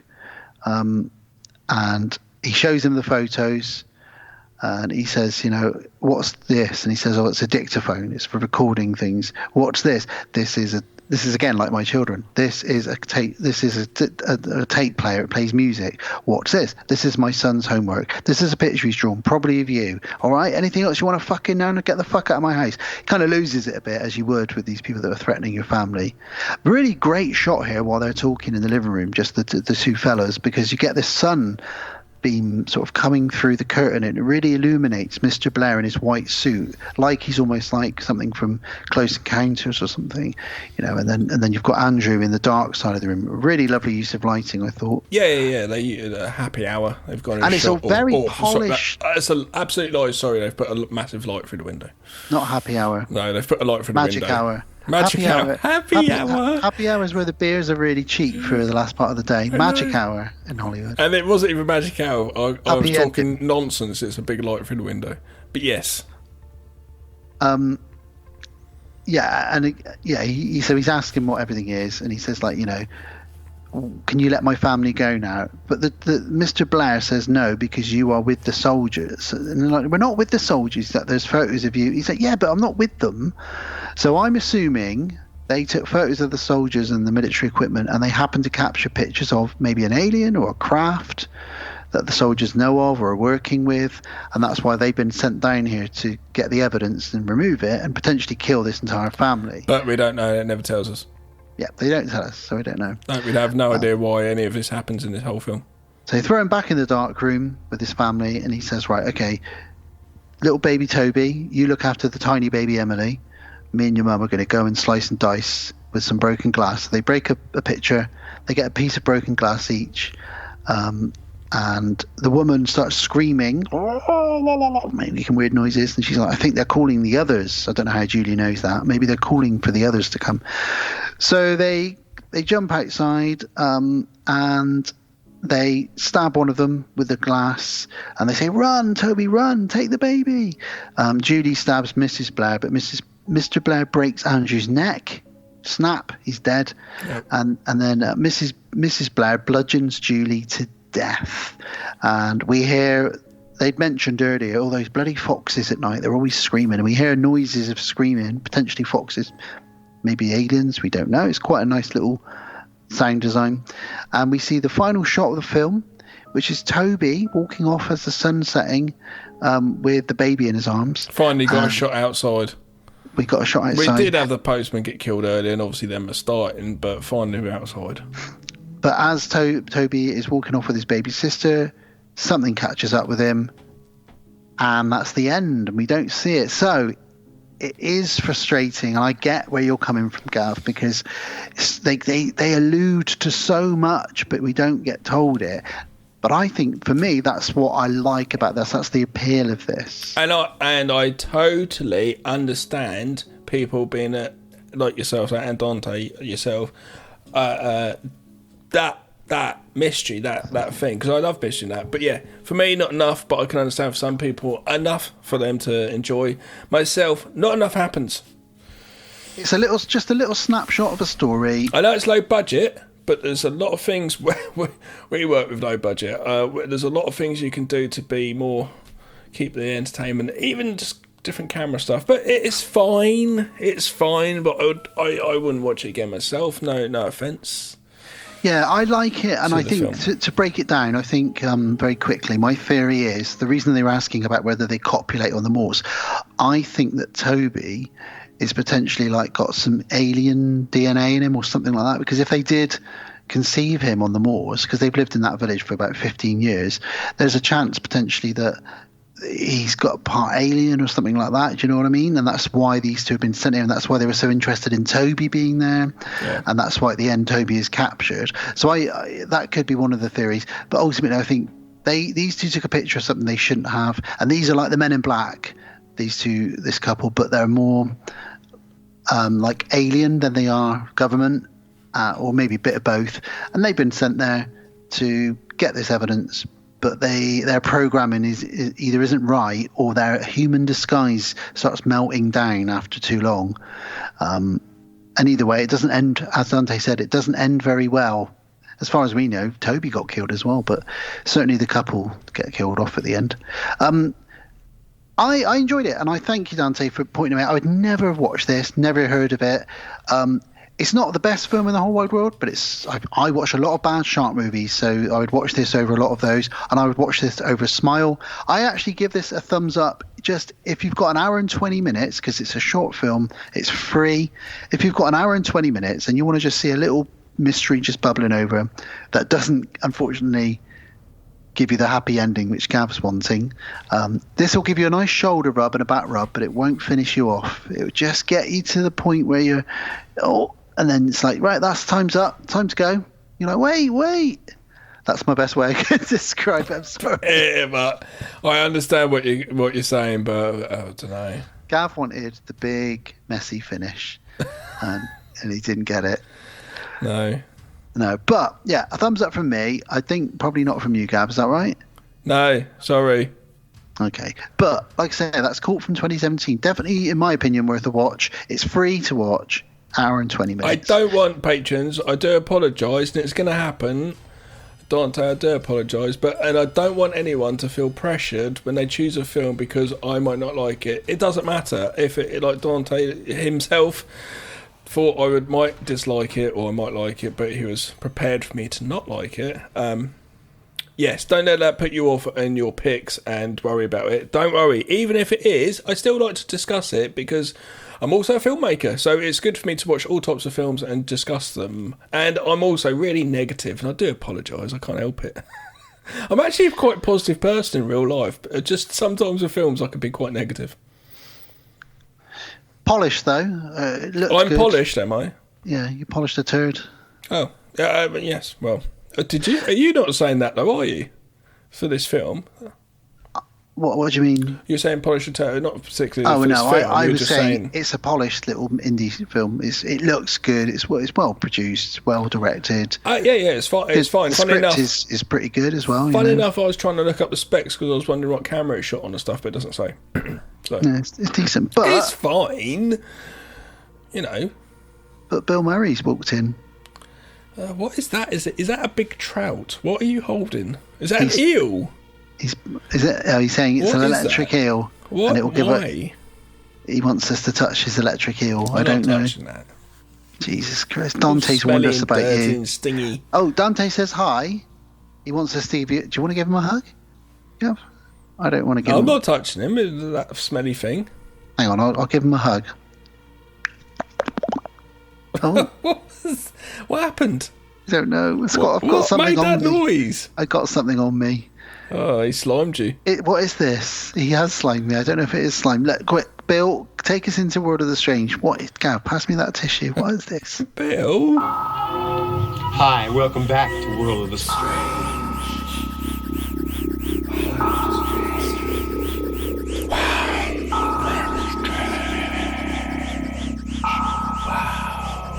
World of the Strange. World of the Strange. Thanks, Bill. Thanks, Bill. Bill and his fish. Bill and his fish. I've managed to get that fish juice off me or whatever it was. Bill and his fish juice dripping all over yous. Yeah. Well, look, our next movie is Carnival of Souls, and in the spirit of that, for this I thought you were having some sort of problem and you got all confused. I was about to start reviewing the film. You threw me.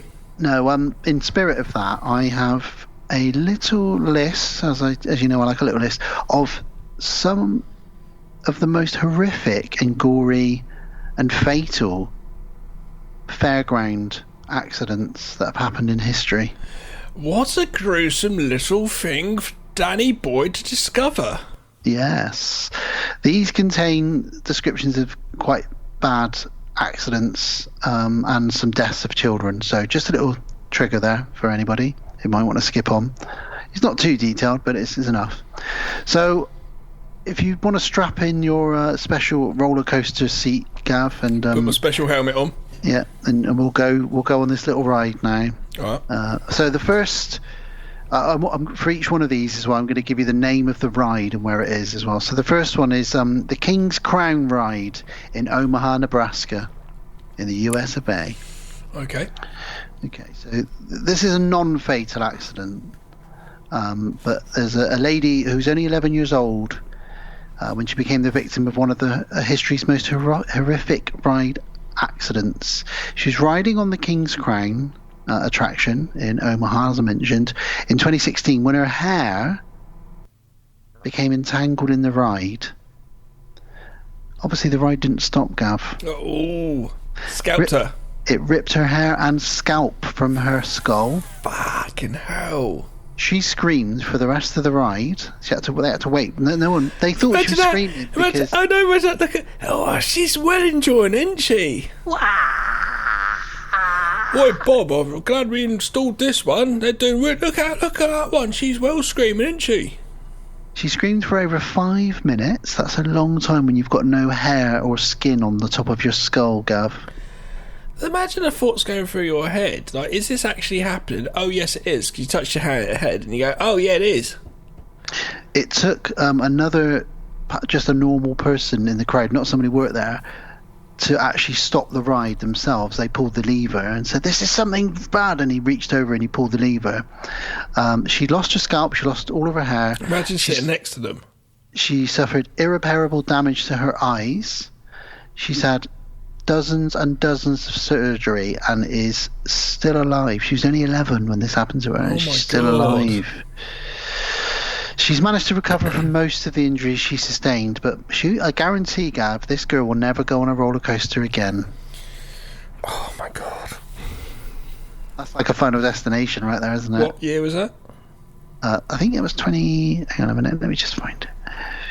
That was 2016. So she's 27. Yeah, it's 8 years ago, yeah. So, no, so she is 19 now. Oh, yeah, sorry. Is that right? I think so. So the next one is the Six Flags fun fair in Kentucky Kingdom, in Kentucky itself. Okay? Right. Okay. So I think this is a non-fatal one as well, but still quite chilling. So a 13-year-old girl in this one. She survived an accident on the Superman Tower of Power ride. Okay. That's the name of the ride. Well, I say she survived. Her feet didn't. Oh my God. You don't like foot trauma very much. I just don't like stumps. Oh, wow.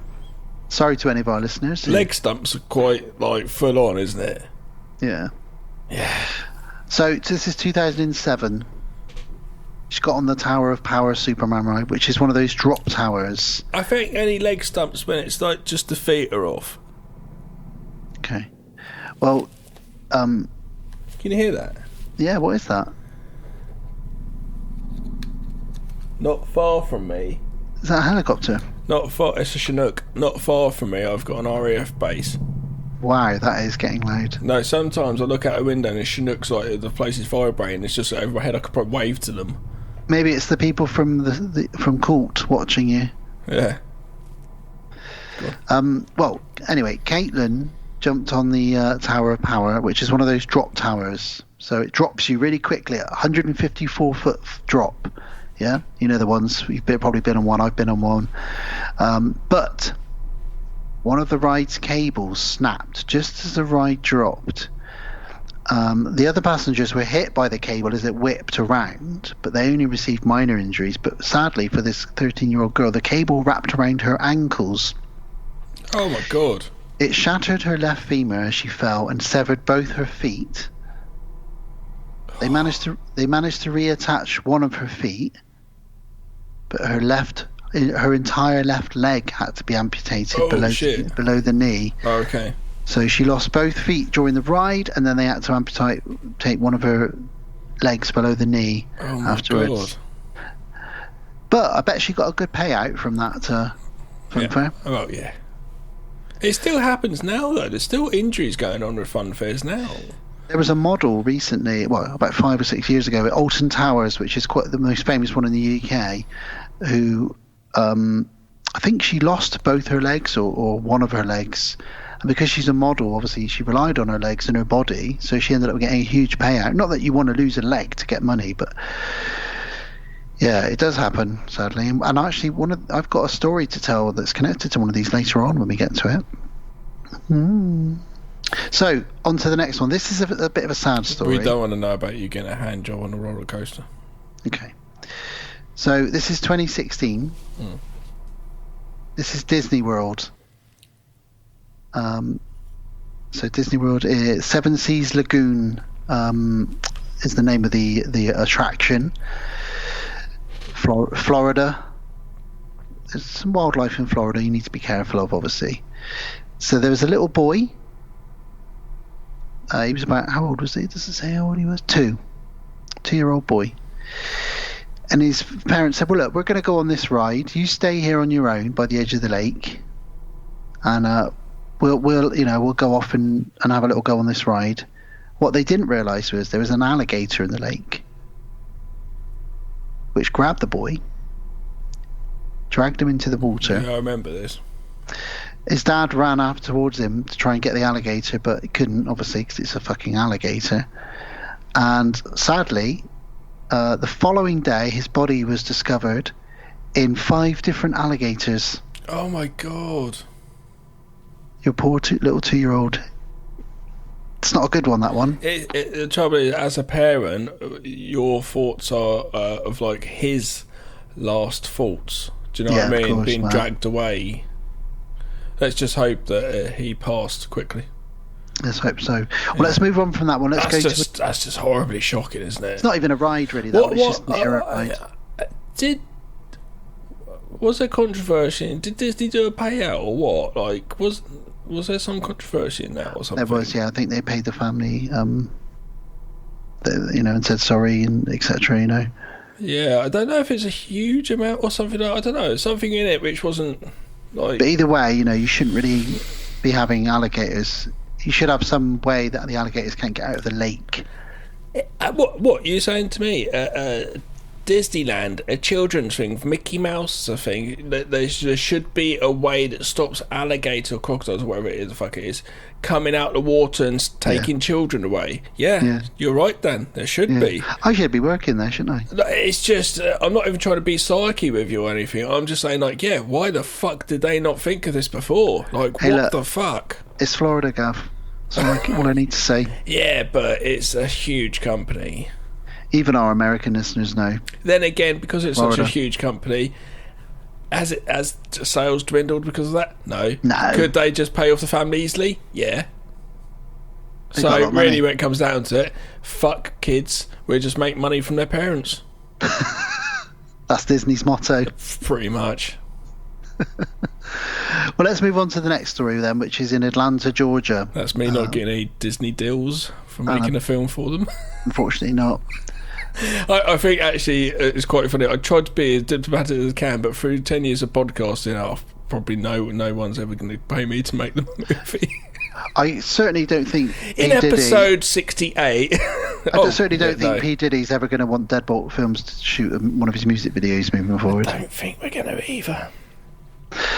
So in Atlanta, Georgia, this is the park is called Six Flags Over Georgia, and there is a ride there called Batman the Ride.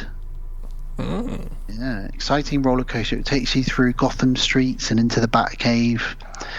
However, in 2008, a 17-year-old girl. Well, I'll just tell you the story. So, 17-year-old person lost his hat while riding the roller coaster. So his hat came off. He wanted to go and get it. So after the ride, climbed over 2 fences. Even though there's warning signs saying, do not climb these fences, do not go in, there's a ride going on, Climbed over them. Must have really liked that hat, Gav. Really liked that hat. Yeah. Probably a Batman baseball cap or something, Maybe. However, the young man wandered across. How old is he? 17. Okay. And as he went over towards his hat, the ride went past him at 50 miles an hour or 80 kilometers an hour, instantly severing his head. Oh my god. Can't wear the hat now, can he? Can't. Ironic. Well, he could, but... Imagine if he's in his open casket with no head, just a hat on the neck stump. Yep. Shouldn't joke about these things because this really happened. There we go. Yeah, I wonder how other people have done this nowadays. Things like mobile phones. I've dropped my phone. I'll go get. You seen people jump in, like the person over a stupid idiot jumped into was it gorillas or lions or? When I was a kid, 30 years ago probably now, or maybe more, I was at a sea life centre on holiday with my family, and a man dropped his camera, old school camera back then, into the water where all the manta rays are, like the stingrays. There was loads of turtles and things. He just pulled his sleeve up and stuck his arm in and started fishing around trying to get out, and the woman ran over who worked there, and she was like, "You can't do this." And he's like, "My camera's in there." She's like, "Well," she got a net in the end and got it out, but obviously, years later, what's his chops? Steve Irwin got killed by one of those. Imagine that. Yeah. I watched him do it. I was like, "Dad, why is he putting his arm in?" His camera, Daniel. He wants his camera back. He's got all his family snaps on that. Just a quick addition to that story as well. 6 years before that, on the same ride, a groundskeeper was working underneath the ride when one of the passengers' legs from the roller coaster zipped past him, kicked him in the head and killed him instantly. Fucking hell. So that ride isn't a good one. Broke the person's foot probably as well. Stay off the Batman ride.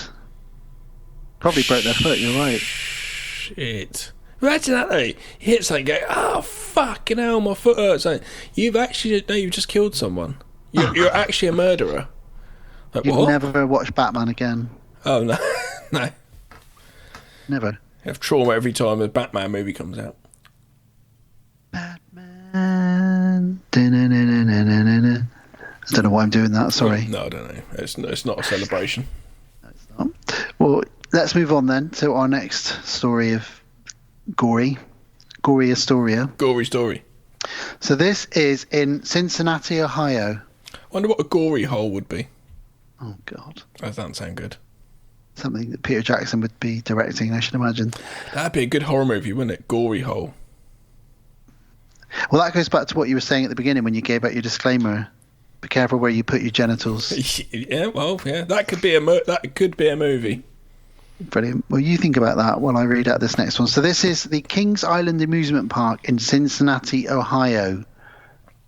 So this is 1991. This is a bad day. Bad day for the amusement park, okay? So bear with me here. So to start the day off, a man fell into the pond and his two friends went in to try and rescue him. The man drowned.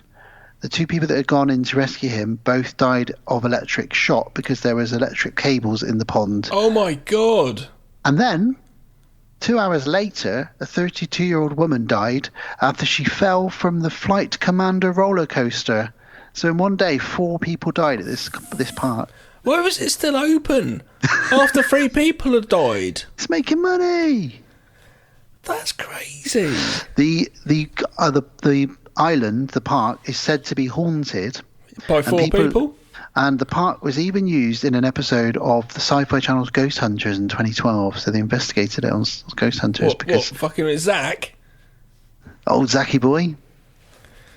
Here we are. So, imagine that day, though. You know, you're the person that's running it on shift. You know, what's just happened? A man's fallen in the pond and drowned. Oh my God! No, that's not the worst of it. His 2 mates got electrocuted going in after him, and they're dead as well. For fuck's sake, this day couldn't get any worse. 2 hours later, a woman's just fallen off Flight Commander roller coaster and died. First question: What? We're still open? I thought we'd shut down after 3 people died today. Why are we still open? Because money, Gav. Right, shut down. Otherwise, in 2 hours, another death. In 2 hours, another one dies. Unless I get the money. There we go.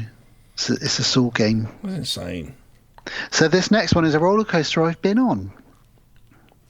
Oh shit! Yeah, it's called the Mindbender in Canada, in Alberta, Canada. Give us your experience of the Mindbender. Where's your mind bent?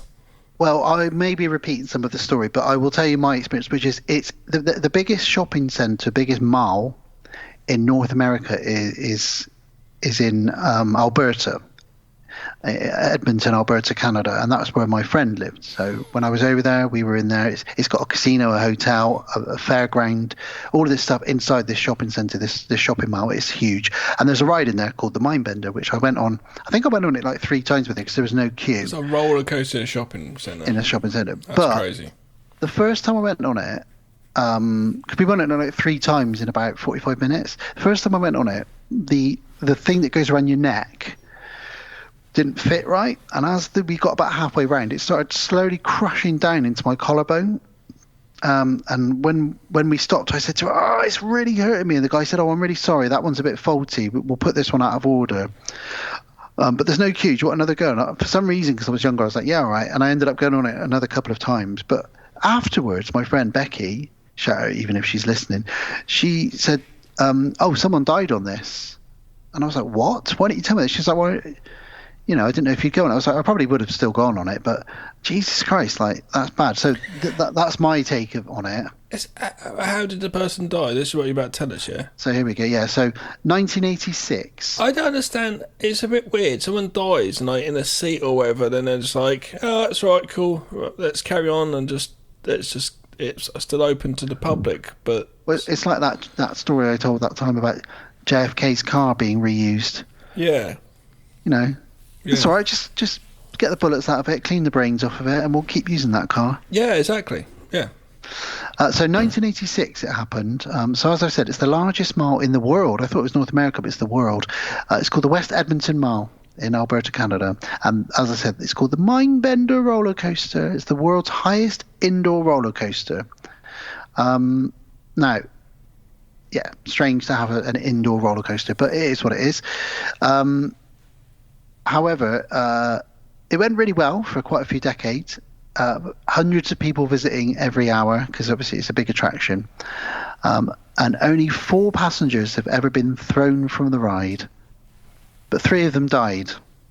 So 1986, this is the main one. Why does it say only 4? For surely because hundreds of passengers an hour. But only should be none. 4? I know what you mean. It should be none. Yeah. However, in 1986, the car, while it was going round, disconnected from the roller coaster track. Its harnesses opened and 4 people got launched straight into the concrete floor of the shopping centre. Wow. So this is all in one day. So those 4 people, the only accident ever was 4 people and 3 of them died. I'm just going to pop out today. We're going to go down to a shopping centre, get some new trainers, hang out, drink a slushie, and fucking see these people just squashed. Imagine seeing them flying off there, splatting into the concrete. Yeah. Sorry to make sound effects. Rest in peace. I liked it. I love that. Sorry to make sound effects. Rest in peace after you've done like a farting splat noise. Yeah, well, trying to be respectful to the dead. Well, let's bring it back to England with the Big Dipper in Battersea Park, London. The Big Dipper. Have you had a look at my Big Dipper? Where is this? In Battersea? Battersea Park in London. Yeah, I've never been into Battersea. I've driven by it sat in traffic jam many times. Very impressive looking building. The Big Dipper. So, May in 1972. And this is the world's deadliest roller coaster accident at that point, because the next one is bigger. 1972, at this point, this is the biggest and deadliest roller coaster accident that had ever happened, okay? Really? So both the pulling ropes and the vehicle's emergency brakes failed as the roller coaster cars were being pulled up the track to its first peak, which meant the cars then rolled backwards off the track, through the barrier, and 5 people, all of which were children, were killed, and 13 other people were seriously injured. The roller coaster was shut down, dismantled, and the Krug Park closed down within a few years because without its main attraction, the park didn't. So the British are like, right, take it down. It's rubbish. It didn't work. People died. In Canada? In Canada, they're like, keep it going. We're making money. Yeah, I was quite shocked by that, yeah. So, yeah, that's the biggest one in the world. The thing, one reason is obviously respectfully, yeah, but money and safety. Well, money always likes to come first for some of these companies, unfortunately.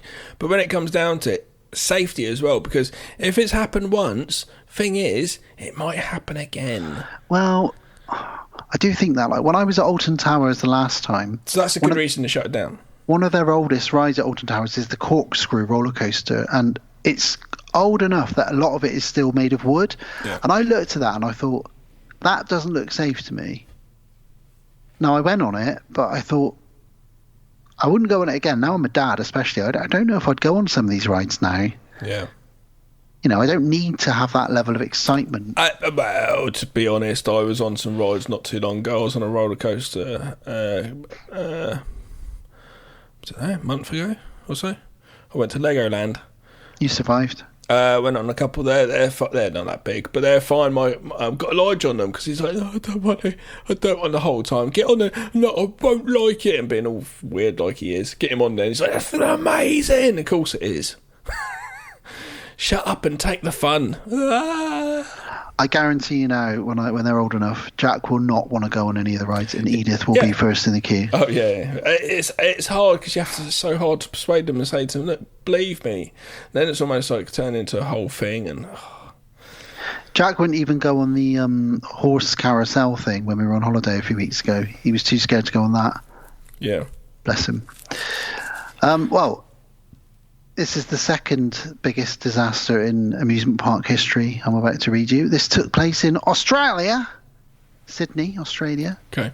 At Luna Park, 1979. Did they dismantle after said incident? I'm not sure. Let me... But you'll like this one because this is an indoor ghost train ride. Amazing. It caught fire. 7 people. Wow, those fire effects are so good. That's exactly it. So 7 people died. 6 of them were sadly children. But probably smoke inside. The fire destroyed the entire attraction, so they didn't need to dismantle it. Since it was 1979 and they never bothered installing a sprinkler system. Of course they didn't. Nobody knows what caused the fire. Trial by fire. Nobody knows what caused the fire to this day, but 35 people were riding the train down its pitch black, spooky tracks when the fire broke out. Near one of the bends, the customers started noticing the flames that they saw were actually real flames, not just part of the ride. So, like you said, wow, there's smoke and these fire. It's really hot, actually. I can't breathe very well. Then they realised it was real. So the screaming started, and when staff started noticing the smoke, they started telling everyone to get off the ride, but they couldn't get to everyone in time. And the passengers in the very front carts were the ones that were killed. Were they their cart just going towards flames? Yeah. You know, like at the end of Toy Story 4, when they're 3, where they're going down. So that's a bunch of kids. That must have been terrifying. Yeah. And they thought it was, and they presumed that everybody in there would have thought it was part of the ride. Yeah, so that as they were getting close to the flames, they were like, "This is so fun and feels real, and my skin's coming off." That shock factor, all of a sudden you start getting warm, and that shock factor, because then just get warm and warm until you die. That shock factor of changing to, oh my god, this is like that for your flight or fight at that point, isn't it? You probably, a lot of people might even just be so in shock they wouldn't move. Oh fucking hell, that's horrible. So that was 7 people died. The last one on the list is most. That is the worst one. That one. Well, the next one is 8 people died, and this is the worst in history because obviously 8 people is a lot of people to die in an attraction. So this is New Jersey, Six Flags Great Adventure in the Haunted Castle. It's called. So it's another scary one. 1984. 29 passengers were on the ride, which was in 1984 primarily made of flammable materials. They assumed somebody dropped a cigarette or something, maybe it was arson, and it went up in flames in minutes. And all they could hear from the outside was people screaming, trying to get out. Many of them got out, but again, people mistook the fire to be part of the haunted attraction. And they didn't react in time. It says, horrifically, the badly burned remains of the 8 teenagers who died in the fire were actually thought to be just part of the ride until they were more closely examined. Oh my god. So when they went in, they were like, is this a part of the ride? Or is it... No, this is an actual human that's been barbecued. Okay. And there was 8 teenagers that died in that one in 1984. Fucking hell. So that's the worst in history. Because 8 people died. Wow, that was depressing today, Dan. Depressing Dan. Well, you know, it's fun. All the fun of the fair. The fun fair, the fucking depressing fair. Yeah. The dead fair. These are very, very, like 1 in a million chances of these things happening. These rides are tested and tested and tested, and they get ridden thousands of times a day, some of them, or hundreds of times a day. And the fact that there's only sort of, I was searching and I could only find 25. There's obviously going to be more, but these are 25 where people have died.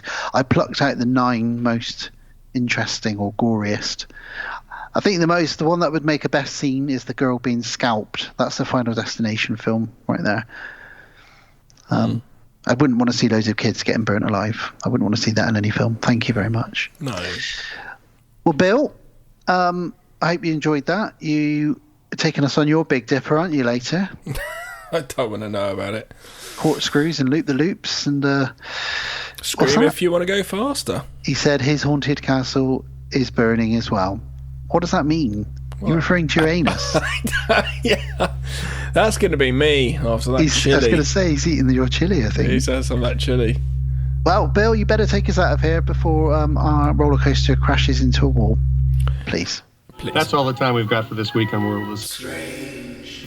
Next week, though, gimme Ira. Hairless pets.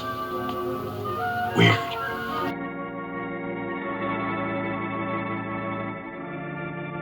Good luck, Mary. Stop by and see us the next time you're in. Thank you. But I'm never coming back. I don't know about that girl. How do you mean? Day before yesterday, she was the only one of 3 girls to survive an accident. You'd think she'd feel a little something. Maybe in her place, I'd do the same thing. Just pick up life again. But I still say she's behaving strangely. I have no desire for the close company of other people. My dear, you cannot live in isolation from the human race. Who's the man in the hall? Maybe you heard the boards pop or something. I didn't hear him, Mrs. Thomas. I saw him. There's nobody there. He's been following me, that's all there is to it. That old pavilion out by the lake. Somehow you associate it with all this, don't you? There was someone else there. That strange man was there. Hysteria won't solve anything. Now control yourself. You think I imagined all of it, don't you? You think I'm insane? I didn't say that. I don't mean that. That's just what I need. Get mixed up with some girls off a rocker. I don't want to be left alone. Well, if she's got a problem, it'll go right along with her.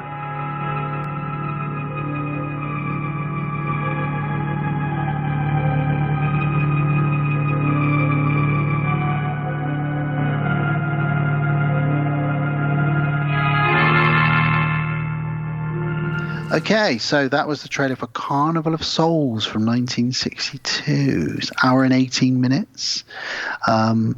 Very small synopsis on IMDb, then I'll go into Dante's email. The synopsis says, after a traumatic accident, a woman becomes drawn to a mysterious abandoned carnival.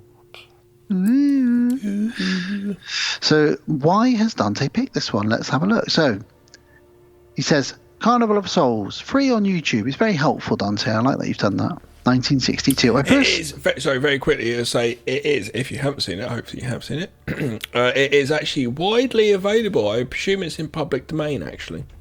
Yes. Very quickly, another thing, sorry to interrupt there, but it's just to get this information across. I actually watched a colorized version of this, which was a lot better, with more scope than the black and white, I felt, but that will be a discussion had later on. Yes, and I own this, so I had it. I just watched the black and white. There is 2 versions. You can watch the original, is obviously black and white. The other one's colorized. And then there's a remake from the 90s. Yes. So, Carnival of Souls, he says, I first saw this creepy little beast when I was about 12 or 13, and it absolutely scared the living crap out of me. It was probably on a weekend afternoon on Channel 32, which was a local station in Chicago, which somehow made it across the lake to my small hometown. I guess he means in Canada, and was the source of most of my best cultural craziness, including Hammer films, Ultraman, Speed Racer, and lots of B-movie horrors like Attack of the Giant Leeches, etc. Sounds great. It says Carnival of Souls was written and directed by Herc Harvey, a director of industrial and educational films, and it was his only feature film. Well, you're doing all the research for me here, Dante, which is brilliant. I'll let you describe the story. He says, Dan is much better at that than I'd ever be. Thank you very much. But it is basically following a woman who seems haunted by the dead and her own lack of soul across the desert. It also has run-ins with rapey neighbours, condescending male authority figures who grab hold of her arm and steer her around like a child, sudden moments when no one can see or hear her, and a relentless feeling of being hunted by a scary, ghoulish man in a black suit.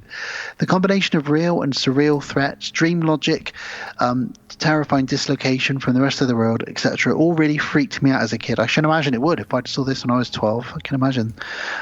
He said, I recently watched it again and I was really impressed by how effective the film still is, despite some amateur acting and effects, which actually somehow adds to the building of unease. It's a genuine cult classic as well as a Criterion film.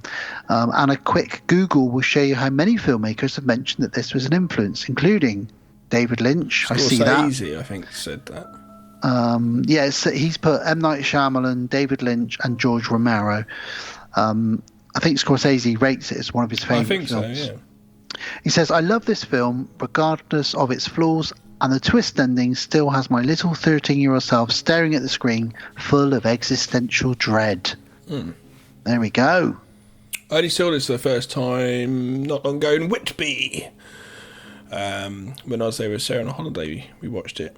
And I watched the black and white version. This time I watched the colorized version.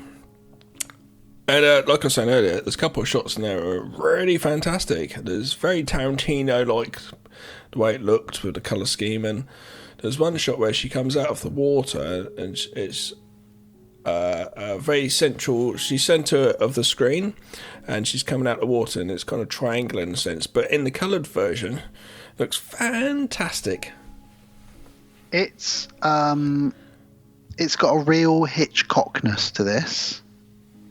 It has a little bit, yeah. Now, Psycho only came out the year before. There's a lot of this that reminds me of Psycho. Woman driving, a woman escaping from something, a strong-willed woman. The opening act of Psycho is similar. Well, this is similar to the opening act of Psycho. I own it, so I've got it on DVD, so I watched it in black and white. And the reason I own it is because I really like it. I got given a book about 15 or so years ago. I'm looking at it right now on the shelf. It's called 101 Horror Films You Must Watch Before You Die. And I made it my mission when I got that book to try and watch everything in it, which I did, and stuff that I really liked. Sometimes I just had to buy it because I couldn't find it to rent back then, So I bought this on DVD. I'm glad I did. It's not one I've gone back to many times, but it is still a very effective film and definitely got the Cronenberg Lynchy stuff going on with the dreams. That, for me, and we'll get to that in a minute, but the times where she suddenly is almost invisible and no one can hear her or see her, I have nightmares about that still to this day sometimes, where I'm screaming and nothing's coming out my mouth. I'm trying to talk to people and no one can see me or hear me. So it really captures that nightmare stuff. But also I think it's quite ahead of its time, much like Psycho was. It's quite ahead of its time in that it's trying to... Well, let me cut to the chase. This film, in many ways, is a bit of a precursor to Final Destination, because it's almost like she's got survivor's guilt. Although in this film, spoiler, she may well actually just be dead and be in a bit of limbo because she died in the car accident at the beginning. Yeah, I'm confused by this. I will have to bring that up with you. That's fine. Well, this film inspired a film called Soul Survivor from the, I think, 80s, which is, again, really close to Final Destination.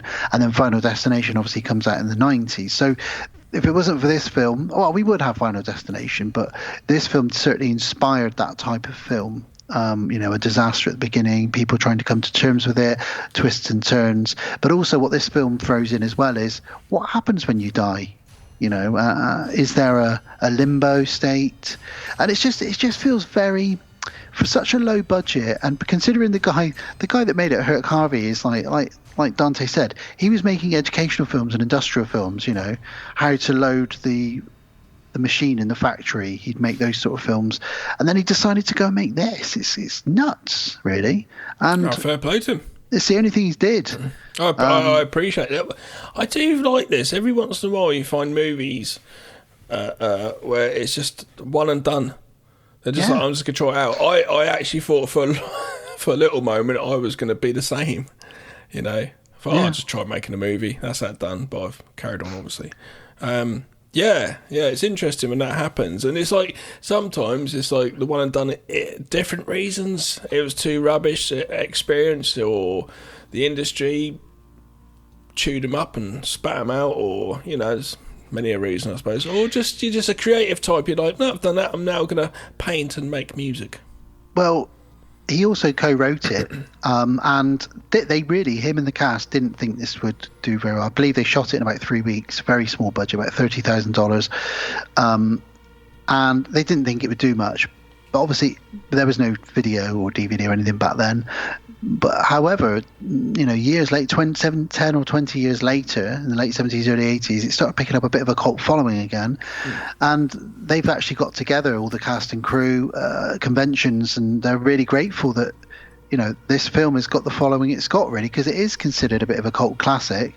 The other thing I think is very brave about it, considering it was the very early 60s, is it really questions religion and doesn't show religion in the best light as well, you know, which is going against the grain in the early 60s, you know. I love it towns. When the minister's just annoyed because she's playing something which isn't like godlike on the organ, which might be slightly offensive. What is that, like Satan's organ music? What I don't know what it is, but it's just not correct. So he's like, get out of here. That's a good band name there, Satan's Organ. Write that one down, Satan's Organ. Have you put your lips around Satan's organ? Are you asking me? I don't know. No. Is this how you sell your soul to the devil? Well, I mean, that's what it takes. We should also say this is a film from a very different time. So everyone in it is white, and the women are treated weirdly. And the neighbour, I can't wait to talk about the neighbour, who is... Hey. He's just a bit of a rapist, let's be honest. I haven't done nothing, just been trying to sniff your pants all day. He just forces himself into her apartment over and over again. Yeah, we'll get to it. We will get to it. And he's a fucking raging alcoholic as well. He's a product of the time, unfortunately. He's a product of working in an iron mill place, whatever, steel house, whatever, I don't know. Which in contrast is interesting that she should be a product of the time, but she actually questions his drinking, questions his motives. She's a very strong-willed woman. Well, interestingly, I presume the fact that she questions a lot of things actually is because she doesn't know where she is and what's going on, obviously being a bit limbo, like you say. And that's quite interesting because that's forced the writers to go, okay, we need to question more things. Do you know what I mean? Yeah.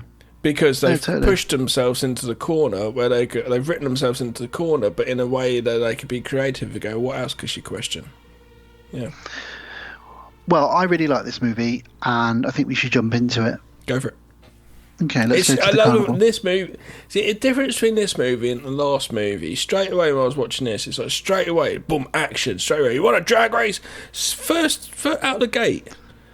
Yeah, films were made differently back then, weren't they? They got straight to the nitty gritty. But that's what I want. That's what I want. Not like the other film, I'm afraid. So, yeah. So we've got three girls in one car. One of them being our lady Mary, and about 3 or 4 boys in the other car. Hey, girls, you want to race? We got some great gags with the word organ through this film. We'll get to it. Yeah, I can't wait. I've written that down on my notes. I've got loads. So yeah, Mary is in the girls' car, and they have this race because, you know, what else are you going to do in 1960? You're going to have a race. Well, you're not going on TikTok and spending all day looking at YouTube. So it's a bit of a Grease sort of feeling to this, isn't there? You know?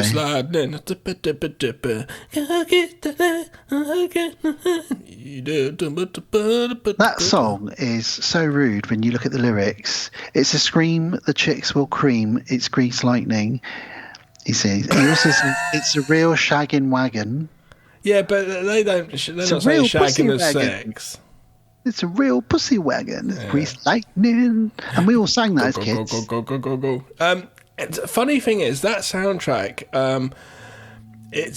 I don't like musicals, but there's many songs on there which are extremely got a little bits of loops in them, the little bits inside some of the songs, which is like, fucking hell, that'd make a really good loop. And there's some bits which are really, it's very well done, that soundtrack, I've got to say. Even though it's musical, it's Grease, you know, most people, loads of certain like people love Grease, don't they? All dress up and have big theme things like they do Rocky Horror. But yeah, some really catchy bits in the songs. Well, it's probably arguably one of the most popular film soundtracks of all time. Yeah. And I don't... Yeah. Yeah. But there we go, Dante. We've really inspired a Grease tangent for this. Yeah. But to cut back to the movie, so they are having a race, and we're about 2 minutes into this film when the boys accidentally nudge the girl's car, and the girl's car flips off the bridge into the river. Boom. Yeah. Wow. And then we get this amazing watery title card that sort of floats on the surface of the water, Carnival of Souls, and then all the credits roll up, and they're all like placed on different parts of the water and things in the water. It's really cool. The score is really good as well, very haunting. Just before that, when a car goes off the bridge, it looks fine. It looks pretty good, actually. It's not a miniature, was it? No, it's not. Yeah. They just flipped a car into the water. Yeah, it looks really good. You know. It's nuts, isn't it? Yeah. So the river is dragged. We cannot find this car. The cops are saying, well, the river moves quite quickly, you know, it could be anywhere by now. One thing, organ is oh god, the organ is used tremendously in this, not to a good measure, I've got to say. Throughout, yes, our lead is a organist. She's been told that she's a fantastic organist. She's been told by people. Yes, she is. That doesn't mean that we need to have organ soundtrack throughout the whole film. It is a little bit disappointing, but we do because it gives us, the audience, it makes us question whether we are hearing is it diegetic sound or not. Are we hearing it because it's the soundtrack to the film, or are we hearing it because it's what she's hearing being in played the film? at her funeral? Yeah. So it does, and when she's playing that weird tune later, that sort of devil's music, is she really hearing that, or are we hearing it? I like the organ use, and actually, again, you don't hear organs used very often. No, organs are a very hard thing to get right because they could come across extremely cheesy and annoying. In here, it's okay at times. At times, it could be different or changed. But yes, you might be right, indeed. I mean, it's just my theory, but there is a nice... It's a fun theory. There is a nice spooky score, other than the organ as well, though. I feel like this is a bit of a Night of the Living Dead almost style score, which again, Romero has said, you know, this heavily influenced him to make that. Do you think this is... No. I've got a note on the bridge. It seems like it's ADR when they're talking up on the bridge when she goes in and stuff. No, I think maybe just for that reason. I don't think the rest of it is so much. Sorry, just a tech thought there. So they cannot find the car. They've dragged the river, but they question the boys. You know, did you nudge the car? What happened? And the boys are in a bit of trouble, but at the same time they're not, which is weird.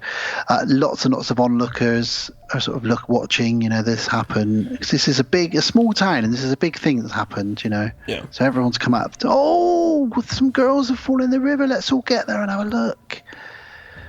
And they all see Mary climbing out of the water, and that's the shot covered in mud. When she's centre of the screen in colour. It looks fucking really good. Looks a little flat and black and white. Looks really nice there.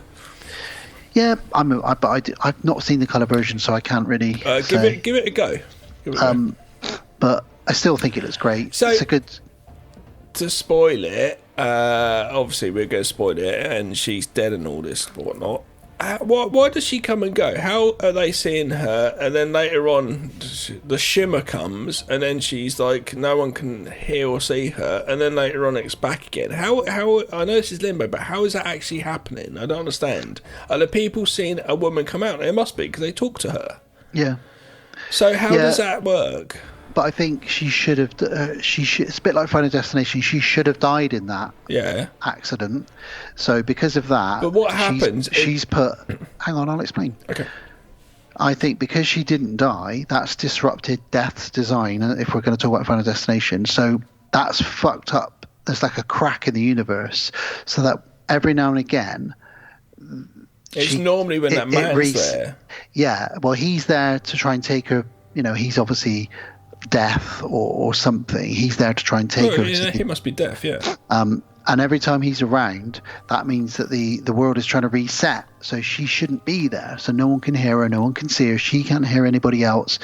And then she gets away from him, and then she's back in our world, and she's kind of trapped. She's like, the only difference between her being a ghost is that actually people can see her and touch her like she's a human. So she's not quite a ghost, and she's not quite alive either.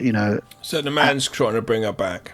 Yeah, I think that's my interpretation of it. But again, it's open to interpretation. There's a lot of that things does make sense. Yeah. Okay. Yeah. Well, yeah. So she's covered in mud. Oh my God, Mary! It's Mary Henry. How did you get out? And she says, "I don't remember." So that's a little nudge there. And I think on repeated viewings, once you know the ending of this, second viewing of this or third viewing of this, you're like, oh, okay, cool. So the next day, she goes back to the bridge. She's I wouldn't do that, but she does. And she's watching them search, and they're not finding anything. We don't know where the other bodies are. We don't know where the car is. It's all a bit crazy. And she heads off to play an organ. Well, apparently she does say later on, I've been told I'm a fine organist. But you are lovely. She is. She's the finest in that part of the US. She decides, fuck this city, this town. I'm moving. I'm going to move to Salt Lake City, become a church organist in another town. I've got nothing left here. I was in your town recently, your city, and I went with my parents to the cathedral. Unfortunately, they're big fuck off organs out of bounds at the moment. It's being cleaned. Don't touch my organ. It's being cleaned very slowly. When you come to my city, don't touch my organ. I actually did press some buttons and play a little bit of some organ stuff there, though. Oh yeah. I thought I felt a tingle. That's been really sad, just for everyone to know. Gav came to my city. I know, with my parents. My parents had never been, and I wanted them to. My dad's in the Navy, so I wanted to go to the docks in Bristol and sort of show him some stuff. We went on a boat. And I was away. And I was on the coast with my just family. Happened to be away then. I was like, oh, for fuck's sake. Yeah. But there we go. So she's upping sticks, and she's moving to another town to start again. She's going to work for a church, but she says very clear. She makes it very clear. I'm not religious in any way. I don't believe in God. I just want to play the organ. I mean, we all understand. She even says, I'm never coming back here. And again, if you know what you know, lines like I'm never coming back are a bit more like, oh, okay, there's a bit more weight to them. She's acting really empty and a little bit emotionless, like very flat. And obviously you can put that down to her having survived a traumatic experience, but also, is it because she's not really there and she's not quite sure of anything? It's multi-layered. I really like this movie. She drives over the bridge as she heads out of town. Some music on the radio. This is very Psycho now, woman driving alone. It's like the scene at the beginning of Psycho where she steals the money. And this is a bit, it looks like a Tarantino film. I know obviously Tarantino's trying to make films like this, but it looks like that, and especially in the colour one, because it's obviously rear projection behind it sort of thing, so it looks very nice like that. It's very, what would it be, Kill Bill, I suppose. He's got this on original print or on Laserdisc in his studio somewhere, hasn't he? You guarantee it. Yeah, he's probably got 35. And it also looks very Hitchcocky. This particularly this scene of her driving, but that's just because it's a blonde woman driving, I think. But there's definitely some Hitchcock stuff going on with this as well. While she's driving along, we get a very effective scare though, because the radio station starts playing an organ song, and she looks at her side mirror, and then her side window, and we see a reflection of this ghoul. It's very good, very effective little jump scare for 1961. It's not so much a jump scare; it's just he appears and then vanishes. But it's enough of a it makes her pull over, and she doesn't quite see what she's seen. And again, this is Romero being influenced, because the way that this ghoul looks is very much the look of Romero's zombies in Night of the Living Dead. He took that, and they were called ghouls in that as well. So he really watched this and thought, I'm going to make a zombie film and use that. So cool, like it. She then sees the ghoul in front of the car. She swerves around him. The car stalls for a little bit. She manages to restart it, and she drives on. She stops at the gas station, talks to the guy there. She says to him, what's that big old building that I passed? Because that's where she saw the ghoul when she was looking out the window at the big building. And he says, oh, that's an old pavilion. It was a bathhouse originally for many years. Then it became a pavilion. Then it was a carnival. And now it's just an abandoned building. No one ever goes there anymore. She feels really drawn to it. So there we go. She manages to rent a flat in a house, doesn't she? She does. Just to say about that, the reason that building, that is the reason that Herc Harvey started writing this, because he thought, I want to write something around that abandoned pavilion where someone is drawn to it. And his brain just started thinking these thoughts. And that's why he made this film, just because of that building. So that's the reason for it. It was a real abandoned... There's a shot at the end of the film. It's another really beautiful shot, actually. Which looks fantastic in colour. Right at the end, when she goes back to Carnival, right at the end, there's a bit where she's silhouetted in the centre frame in the building, and the sea's in the distance. Can you remember that? Oh, yep. Look, check it out in colour. Looks gorgeous. I might have to check it in colour, I think. It's gorgeous. The last colourised film I saw was Night of the Living Dead. Yeah, there's bits which aren't. There's a little bit of bleeding in faces here and there where it's not done very well at times. But I don't know. Other times, I thought it looked really good the way it was. So I don't know. Check it out. Well, she checks into her room, Gav, and oh god, she meets Mrs. Thomas, who's the landlady. Who seems fine. She seems okay. She seems quite alright. Nice. These are the things. Sometimes with movies, the landlady or the landlord. Well, let's just go with the landlady. You can never know what you're going to get, can you? Yeah. It could be all sorts. Could be a witch. Could be normal. Could be a psychopath. Could be actually killing people. Could be all sorts. Eating people. Could have her husband chained up behind the desk. Or could just be very, very generally nice. But you never know. Could be Annie Wilkes. Exactly, that sort of thing. You never know of a landlady. But this one... Right. She questions Mary. She says, I don't know what sort of lady you are, but I'm only renting the room to you and you alone. So she's basically saying, like, don't bring men back, and don't be doing crazy shit in here. And then she says, there's another person that rents the room across the hall from you, Mr. John Linden. You might meet him later, which fucking hell she does. And she says that, I'll bring you some tea, blah, blah, blah. So she's quite attentive, quite nice, and she's quite happy to have this woman move in, I think, really. Mm-hmm. However, when she leaves the room, she sees the ghoul again outside the window, just for a split second, just staring in the window at her. Yeah. It's really good. I like it. Yeah. Morning comes, and she goes to visit the church and check out the organ, because that's what she's here for, to play it. She meets the minister. Hello, I'm the minister. I'm really super religious. Are you? No, I just want to play your organ. She's very rude almost at one point. He says, well, it's such an event to have you move to our town, and play the organ for us, that I was thinking of organising a party and getting everyone to meet you. She's like, no, I don't want to do that. I just want to play the organ. And then she kind of... It's a bit full on. She warms up a little bit after a while. Yeah. She does seem a little bit odd. But again, she's in limbo. Yeah, she's not quite here nor there. Well, we know why, yeah. She just wants to play the organ, Gav. She's a fine organist. She's a fine organist. She says it. I'm a fine organist, I've been told. Sam Jackson's saying that. God damn, she's a fine organist. The ghoul, we see briefly the ghoul enter the church where she is. Say it to Alice, how you're a fine organist, and see what she says. Just no context. Just. She's asleep right now, but not I might right now. Waking her up. Excuse me, Alice. At breakfast. You're a fine organist. She'll look at me like, what did Gav tell you to say that? Later on, she goes for a ride with the minister because he says, look, I think you need to get some air. Let's go out for a ride. And she says, okay, only if I can check out that old pavilion. And he said, well, that's on the way to where I'm going. I'm more than happy to take you out for a ride to the pavilion. That's fine. So they go out over a long stretch of road, and they pull up outside it. And he explains to her it's been deserted a very long time. She says, oh, I want to go in. He says, no, it's illegal to go in because it's unsafe. But she feels really drawn to it, and she says, well, is there no way we can go? And he says, well, it wouldn't be very good if the minister of the town was breaking the law and entering it, would it? No, plus it's really, really unsafe. So come on, let's not go in there. Yeah. And we see again the ghoul watching her from the window. So this ghoul is just watching her. This is death, I guess. I think so. Back at the house she's renting, or the room she's renting, she takes a bath, Gav. She has a lovely bubble bath, doesn't she?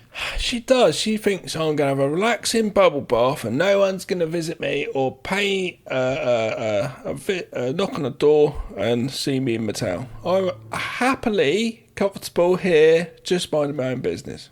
Just soaping up my tits, having a great old night. Whatever. I might even have a wank in the bath. Jesus Christ. Are you telling me what you're going to do after this, or...? No, I'm just saying what she may be thinking.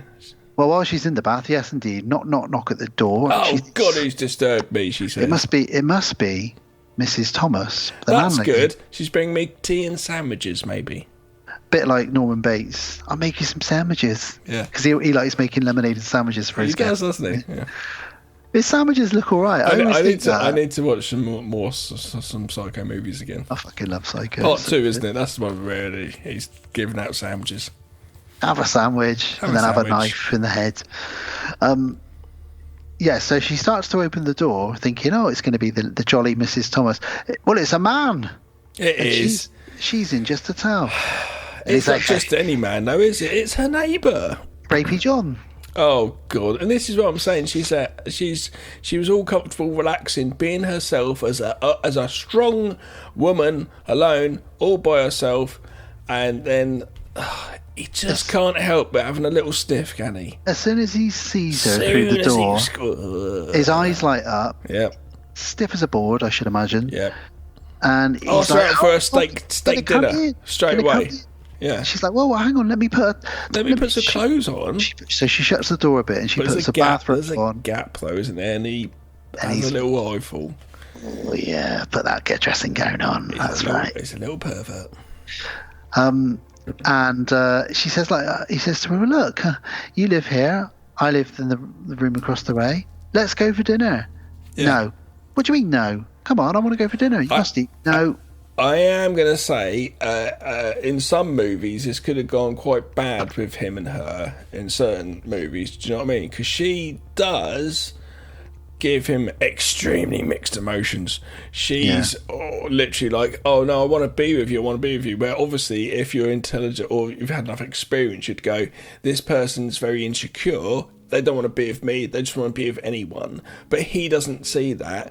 And he takes it all like she's coming on to him or she wants some. And then all of a sudden she's just like, no, I'm not interested. Leave me alone. I don't, And in some movies, this could have gone bad. Say like Saturday Night Fever, for example.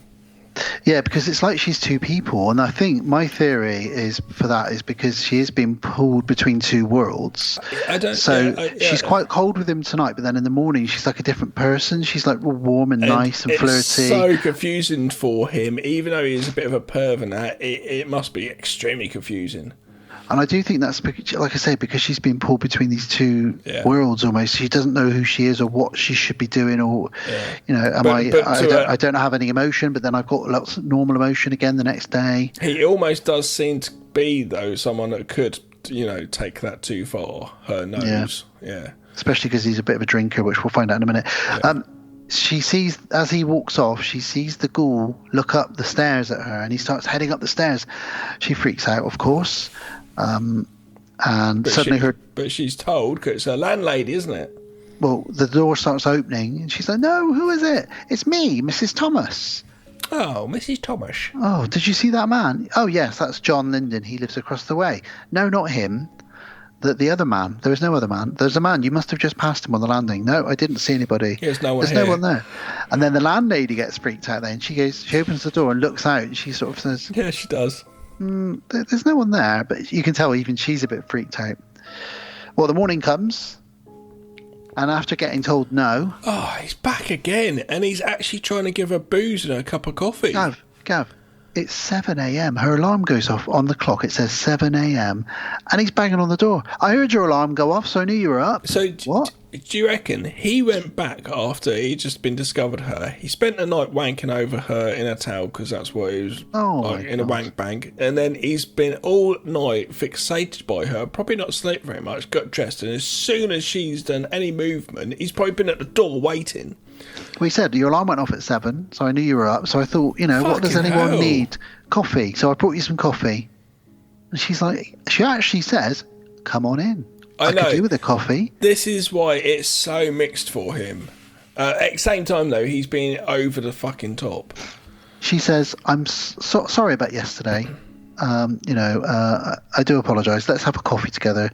And he says, do you want to put a bit of whiskey in that? I've got some, because he was drinking the night before. He says, I've got some whiskey left from last night. Do you want a little shot? And she says, no, come on. This is very layered for someone that's just a one-time director of a film. I know, right? Imagine what else he could have done. Yeah. She sort of takes the mickey out of the fact that he drinks. She says, it's not even 10 o'clock yet, and you're drinking. He's like, I'm not an alcoholic if that's what you're thinking. I just like to start my day off with a bang, and I'm that employee at work that keeps the fun ticking over at the factory. Oh God! It's like, are you the pisshead that everyone says smells of whiskey? Fucker.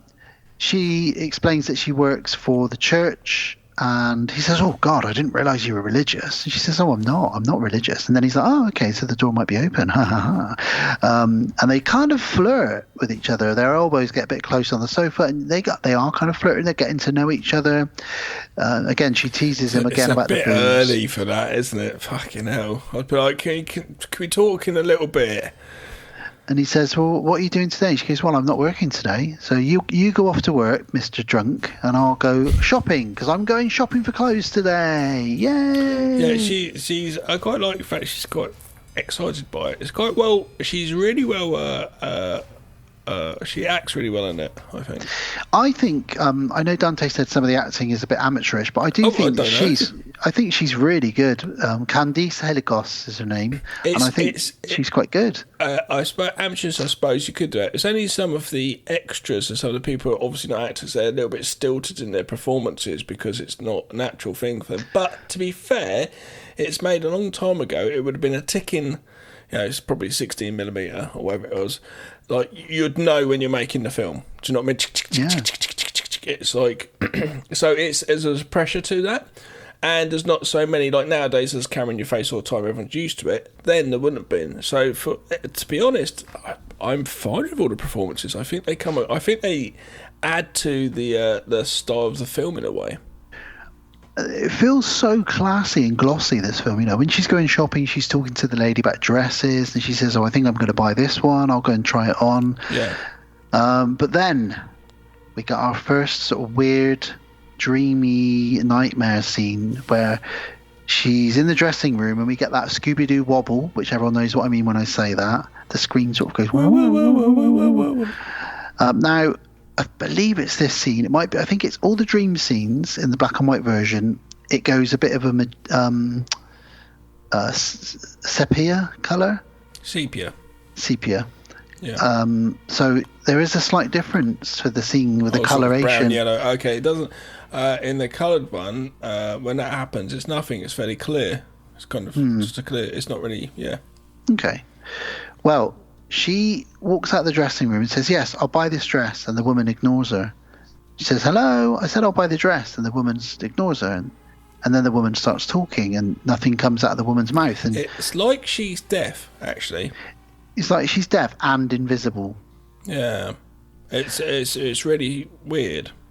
She starts wandering around, and everyone seems to be muted. Yeah, but outside, though, the first time we hear the sound of birds. And it kind of pulls her back, doesn't it? but before that, even the traffic, and she sees roadworks. None of it's got any sound. Yeah. But yes, as soon as she gets to the park, she hears a bird singing in the tree, and that's where she comes back to the real world.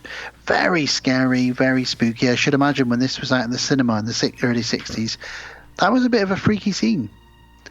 Well, I like it. I think having one of your main senses being taken away from you can always be a scary situation as well. So she grabs a drink of water from a tap and then sees the ghoul, but it's not the ghoul, it's another man. Ghoul. She freaks out a bit and happens to fall into the arms of... Goulash. Dr. Samuels. Goulash. No, come on. Give it a good Connery voice. Goulash. I'm going to have me some goulash. Is Sean Connery offering me some goulash? Would you like some goulash? Moneypenny, would you like some goulash, Moneypenny? Want some goulash? I've got goulash for everyone. I think I'm attempting re-entry. With goulash. Wow. So, Dr. Samuels says... Now, this again could be dodgy because she's just fallen into the arms of a stranger at the park, and he says, "I'm a doctor. Come to my office and I'll examine you." She's like, "Okay, okay." Yeah. Are you a doctor? Can I see some credentials? You know, I've already met one rapey guy that so far since I've been here. So a funny thing, there's a picture, and it was like back in the day, it was like don't talk to strangers. And then it was like, be careful on the internet of who you talk to, especially not strangers. And especially don't get in cars, you know, like if you don't know anyone when you're younger. Nowadays, with Uber, use the internet to order someone you've never met and just hop in their car. Yeah. Funny. My friend Ben is in Canada at the moment, and he sent us, you know Ben, he came on my stag do with us, and he sent us a picture of his Uber driver. And it said, "Michael is on his way to you," like it does on the Uber app. And this guy looked like he was going to eat Ben's face when he got there. He had this most stern, scary look on his face. And he said, "Shall I walk or shall I get in this Uber?" And we were like, "Don't get in that Uber, Ben. We'll never see you again." I'll find the picture and send it to you later. It's pretty scary. Wow. Normally, it's just like Abdul is on his way to you. Yeah. Black Mercedes, and you're like, "Cool, where is he? Cool, man, take me where I'm going." You know, you don't even need to speak to them these simple. days. Yeah, love it. I racked up such a bill when I went to Los Angeles. Yeah, it's great. It was so easy, and I was like, "No, I'm not getting the share one. I'm getting one to myself all the time, though." And then I got home and went, "Oh." So this doctor takes her to his office and examines her, and he writes down everything she's been telling him, and he does that with his back to her with the chair, which comes back later on. Mm-hmm. And he says, "Sorry about facing away from you for all of that. I just wanted to get all of this down on paper." So I think what's happened is you've got some kind of survivor's guilt. You're the only person who survived that accident, and I think it's turned into a form of hysteria, and your imagination is playing tricks on you, and you're saying you see this ghoul, this man everywhere. And I think that there's some things we can do that can help you with this. And she says, "I'm a very strong-willed woman. I'm not hysterical, and I'm gonna fix myself." Well, it also talks about does she have a man or anything? She says, "I don't want a man," and she's never had one. So are we saying is she a virgin? I'm not sure. Okay. I didn't know if that means anything. I don't really think it does, but it does. It's interesting that she really said, "I don't want a man. I've never had one," and she's quite strong about this. And I don't know why so much. And it's interesting, obviously, because then flipping back to what we've been saying with her, this neighbour, whenever she is, as I said, it's insecurity. She just wants anyone. It could be any person in the world. She just needs that person there because she feels so alone, and that's probably the limbo. Yeah. And the doctor says to her, and ultimately you feel drawn to this old carnival, this pavilion, and she says yes. For some reason. And I think if I go there, this is going to fix me. And he's like, "Well, I can't really tell you what to do, but it's really up to you at the end of the day." So she does drive off to the old carnival. She climbs through the fences, which aren't really that bad. They're not really chained up. You can easily walk through them. She wanders around, and we got this beautiful silent shot of her just wandering around all this old equipment slides and roller coasters and stuff that's obviously been shut down for years. She sees all the old bits and bobs in it. We see like a mat slide down a slide, don't it, on its own, like one of the mats she'd sit on to go down the slide. Just moves on its own. She doesn't really think much of it. It's all very eerie, and we do see a very quick cut of the ghoul underwater, like he's sleeping, like he's in suspended animation waiting for her. It's pretty cool. Later on, John's trying it on again. Yeah, do you want some company later? Like, fucking hell, dude. Mary, do you want to come dancing tonight? No, thank you. So desperate. Why not? Because I've got to play the organ. Oh, what time do you finish? Finish playing about 9 o'clock tonight. All right, great, I'll pick you up. I've said no. No, it's all right, I'll pick you up after the organ at 9 o'clock. I'll be there. It'd be hard work. Fucking hell. So, she's in the church. Starts playing hymns, or the hymns on the organ. And she starts entering into a strange trance. And this is where you don't know whether we're hearing it or if she's hearing it in her head or she's actually playing it out loud. But we know that the priest hears it, because all of a sudden the music changes to like this very scary, satanic type music. And suddenly these hands slam down on hers, and it's the priest. But I think, because we see some cuts of the ghoul there, that song that she's playing is waking up all the dead that she needs to help take her back to wherever it is the dead go. It might be just her going into limbo, and that's what the music that she would play if she was dead. Wow, that is fucking spooky. That's the music she'd play if she was dead. That's a spooky thing to say. I got a bit of goosebumpy when you said that. What does music sound like when you're dead? Do you know what I mean? Yeah, I don't know, but it's just like the notes and everything's distorted and it's all going around, like chords which are not invented. So, and that's why the vicar doesn't like it, because these are tones which are not meant for this place of worship. He says to her, that music you're playing is sacrilege, and it isn't any of the hymns from the books. Calm down. So, you need to resign immediately. He doesn't fire her. He tells her she needs to resign immediately. Resign and leave. But there's people here for you. We're here for if you want. We can help you. Religion. Yeah, mixed emotions with your religion here. Join the cult. Mixed messages. Yeah, fucking hell. So she leaves the church. Obviously, she's just pretty much been fired. And who's waiting outside, Gav? Oh my God, Johnny boy. Jizzy Johnny. Says, well, what's going on? Come on, let's go to the bar. She hasn't really told him yet that she's lost her job. So they go to the bar. There's music playing. She's acting really shell-shocked. John's putting them away, and he's drink after drink after drink. He's loving it. Come on, have a drink. Why won't you drink? Keeps saying to her, just have a drink, through gritted teeth. And she's like, I just don't want to. And he's like, oh, come on, I'm going to play another song on the jukebox. Maybe you'll dance to that one. He's so angry. God. He goes up to the jukebox. You can drink. I paid good money for it. His buddy at the jukebox is like, hey, who's the doll, John? And he's like, oh, she's way out of your league. And he's like, well, maybe I can help you with her. It's like, what do you mean maybe you can help me with her? He says, no, stay away. I don't want her to know I know creeps like you. And he's like, yeah, but come on, you've been holding out on me. Maybe I want to go. And he's like, a go? What is this? She's not a toy to be passed around. Yeah. But she is pretty crazy. I'd probably go behind to the bathroom and leaving. Someone else can take her home. She's mental. Well, she is crazy because she's been giving him the cold shoulder all night, and out of the blue, she says, sorry that I've been acting so weird. I don't want to be alone tonight. I want to go home with you tonight. Yeah. What? Whoa, where's this coming from? And then she starts drinking. And then he's like, right, let's get out of here, And then he says to her, though, your room's not far from me. You can't easily get away from me, can you? Oh.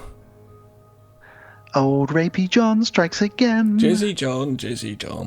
Mrs. Thomas should have said something about, so this is your room. Watch out for this fella.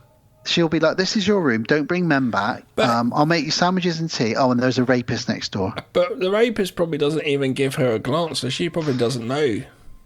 Yeah, he's not trying on with Mrs. Thomas, is he? No. Mrs. Thomas, I really like your ham sandwich. Oh, ham sandwich. That time I watched Basic Instinct on a projector screen and it was the size of my face. And you were eating a ham sandwich at the same time? I sent you the picture, I think. Yep. Couldn't believe it. Double ham sandwich in one picture. Fantastic stuff. So they get back and he's so drunk that he falls up the stairs. And she's just sort of like, are you okay? He's like, yeah, come on, it's fine. Let's go in your room. He goes into her room. And then he tries to kiss her twice. She sort of ducks out of the way a couple of times. And he's like, what's wrong with you anyway? Come on. And she sort of looks in the mirror. And while she looks in the mirror, he comes over to her and starts kissing her neck. But she sees in the mirror that it's actually the ghoul, not John. She screams, she freaks out, and he actually says to her at this point, "You're off your rocker. I'm leaving." She's even put John off. I know. This so is nuts. bad. She's put him off. So all women out there, if you're in this situation, act nuts and the man will leave. Yeah. He might tell you you're off your rocker, but please, if you want to get a man out, tell him crazy shit like this. She then barricades the door. She drags all the furniture around, waking everyone in the house up, dragging it all across, barricading the door. And the morning comes, and Dr. Samuel has visited her. He comes down the stairs and he says to Mrs. Thomas, well, there's nothing really to tell here. She won't speak to me. She seems to have barricaded herself in the room. I really think she needs to get some fresh air. But to be honest with you, after speaking to her the other day, I'm very, very interested in what's going on with her. And I'm also very, very concerned. And Mrs. Thomas says, well, she just won't come out of her room anymore. I've heard that she's lost her job. And we cut back upstairs and Mary is packing her stuff up. She's packing it all in a suitcase. Yeah. She doesn't say anything to Mrs. Thomas when she leaves. She just walks straight past her. She goes out to her car and just drives. And she's leaving. I assume she's coming home. She's been called back to the river, maybe. Her transmission breaks down now, so she has to go and visit a mechanic. Yeah. What's wrong with it? Yeah, it's your transmission. I'll repair this. It'll take a couple of hours. She says, can I stay in the car while you do it? The health and safety was very lapsed then for a start. You're not going to let someone up there because if you get out, they're going to fall off for a start up on the ramp. But you'd be like, what? No one sits in the car. Get out and sit in the waiting room. It's dangerous. Go and get a coffee. But he's just like, I don't give a fuck. I'm out of here today. It's my last day on the job. Yeah, he doesn't really care. Well, he always smokes some crack in the morning. Do whatever you like, love. She falls asleep in the car, and then we enter another dream because she wakes up in the car. This is part of the dream, and she runs down the street. We get the wonky Scooby-Doo effects to let us know that this is what it is, and she is again seemingly invisible. No one can hear her, but she cannot hear anybody else either. She then hears a bus say... It's like she turns into a ghost, doesn't she? It is, yeah. She hears the tannoy say the eastbound bus is now leaving, like she's being guided back home. So she tries to get on the bus. Fucking hell, this is spooky. She gets on the bus, and who's on the bus, Gav? It's full of ghosts. It's full of fucking Where ghouls. are they going on holiday? We're off to the seaside. Going on a spooky holiday. Yeah.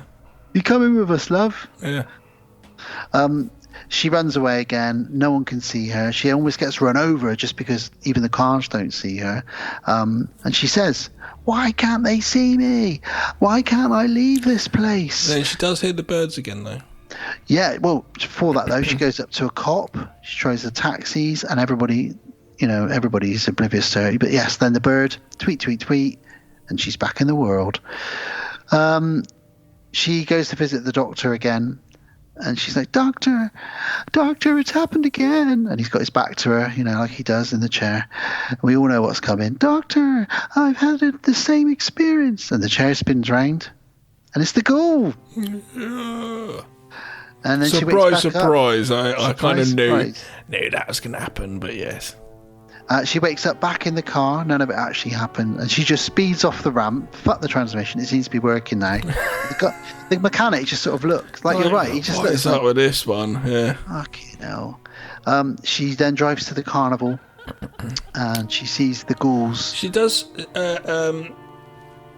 she talks to... When she talks to the doctor, she does actually break the fourth wall. She screams at the camera. She says, "Why can't I leave this place?" And looks at the camera and screams. It's cool. quite interesting. It's choice. There's a lot of this is ahead of its time. And there's a reason why it didn't do as well back then, but 20 years later, 30 years later, people were like, "Have you seen this film?" It's sort of about existential.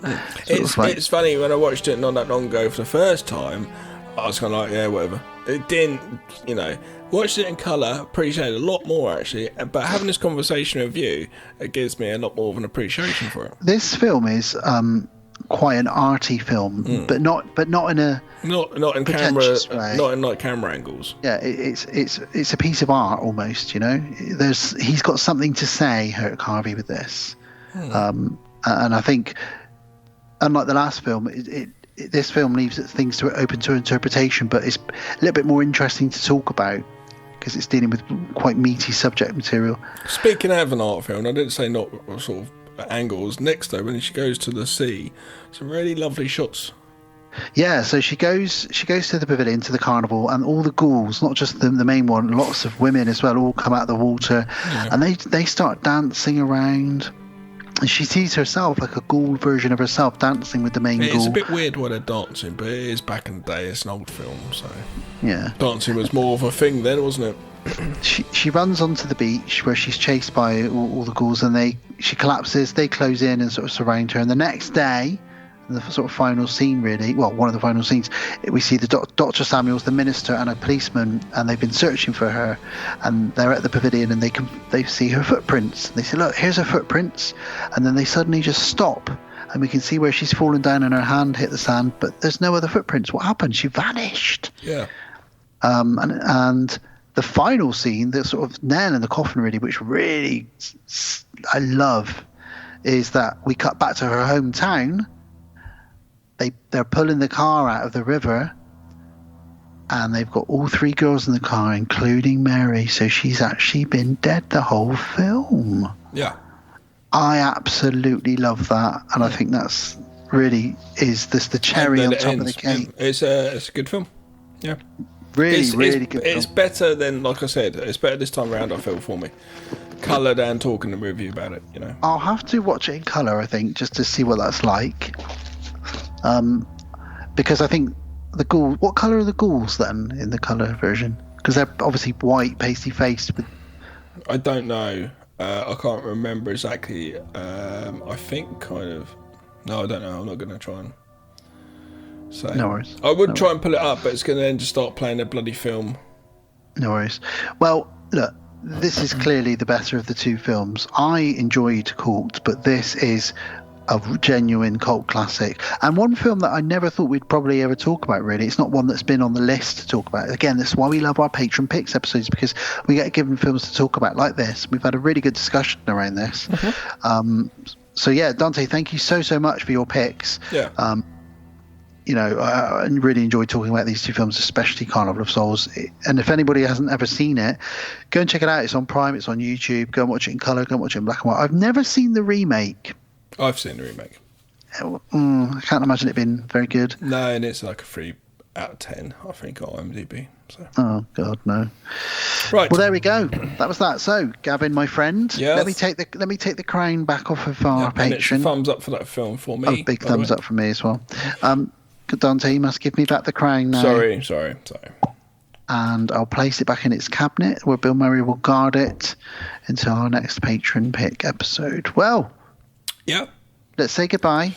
Let's say goodbye and come back for the outro. We'll be back in a minute.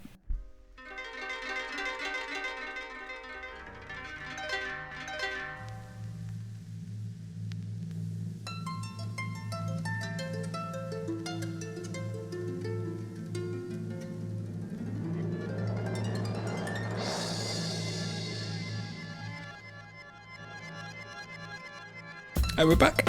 We're back again to say goodbye. Thanks again to our patron Dante for picking those two movies. Absolutely love doing patron picks. That was episode 156 in the can. Let's talk about what's coming next. Gav, do you want to know what's coming next? What's coming next? What is coming next? next. So next episode 157. Nights are getting lighter. We can hear the crickets outside. It's time to go camping. We are going back to Camp Crystal Lake. I knew it was that. Kill. I can't wait. Because I've got my Blu-ray copy, so it's so good. We're doing Friday the 13th Part 4, the final chapter. Funny enough, I did have a few months, I had Paramount Plus subscription, gone now, but obviously being Paramount, they had all the Friday the 13th on there, but I do have the Blu-ray collection, so it's fine. Nice.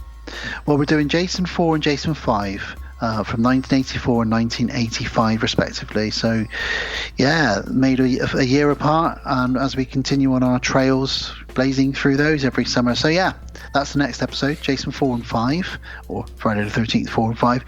After that, it will be another director's special. Mr. Wes Craven is coming back for round 2. We've already covered him many years ago.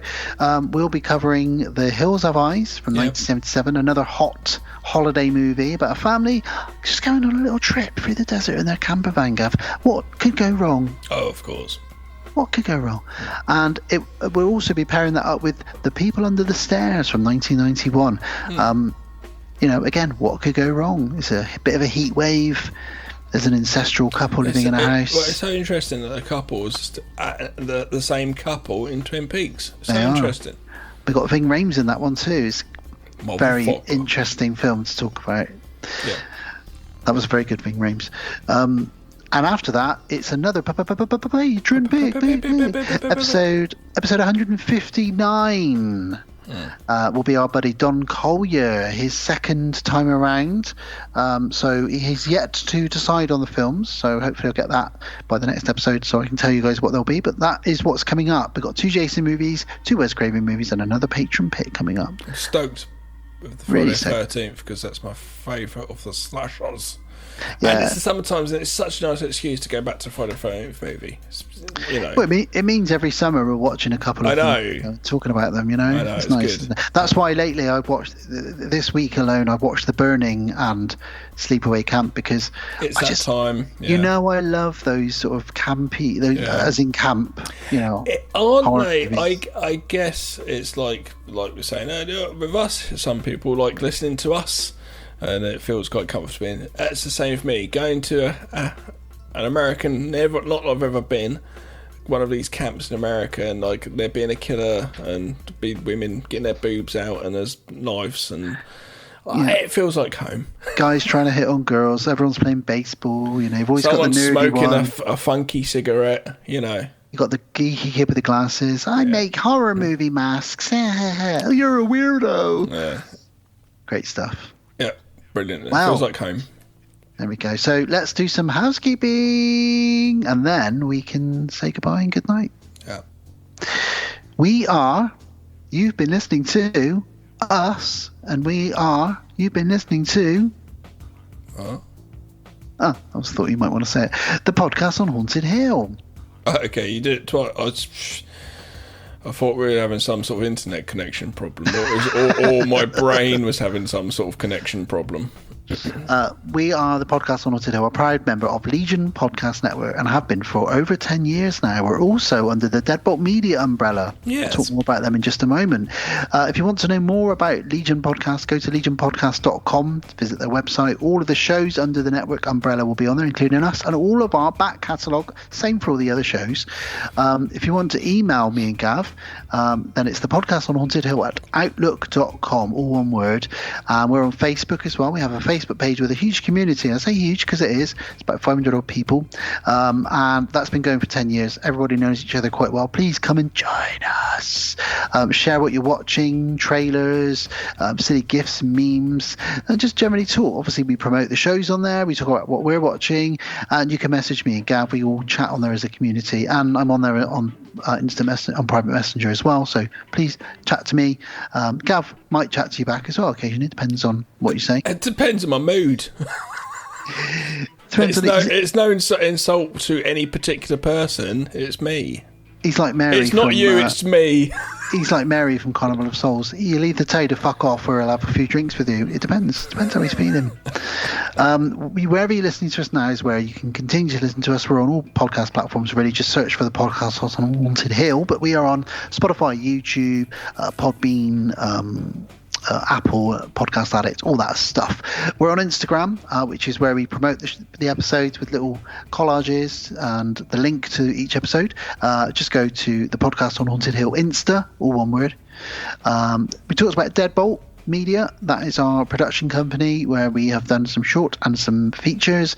We also have this podcast as well as Gav's other podcast, The High Strangeness, podcast. We discusses true crime and real life tales of the strange and unexpected. Other half, yes. Some might say his better half. Oh. Some might say my worst. No, that's a joke. No one says that.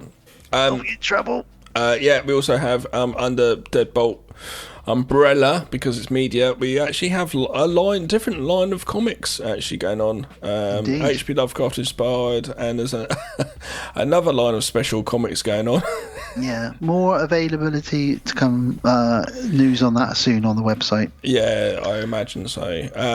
Yeah, I saw one the other day. I saw a PDF of one which is finished, which is quite extreme. Can we talk about it yet, or should we? I guess so. Yeah. So randomly, H.P. Lovecraft, obviously, a lot of tentacles. There's another genre out there which is into tentacles, and we're talking hentai porn. Yeah. That is the style of anime, Japanesey porn, tentacle porn, essentially. Yeah. It's been around a long time. It's not like something new, that's for sure.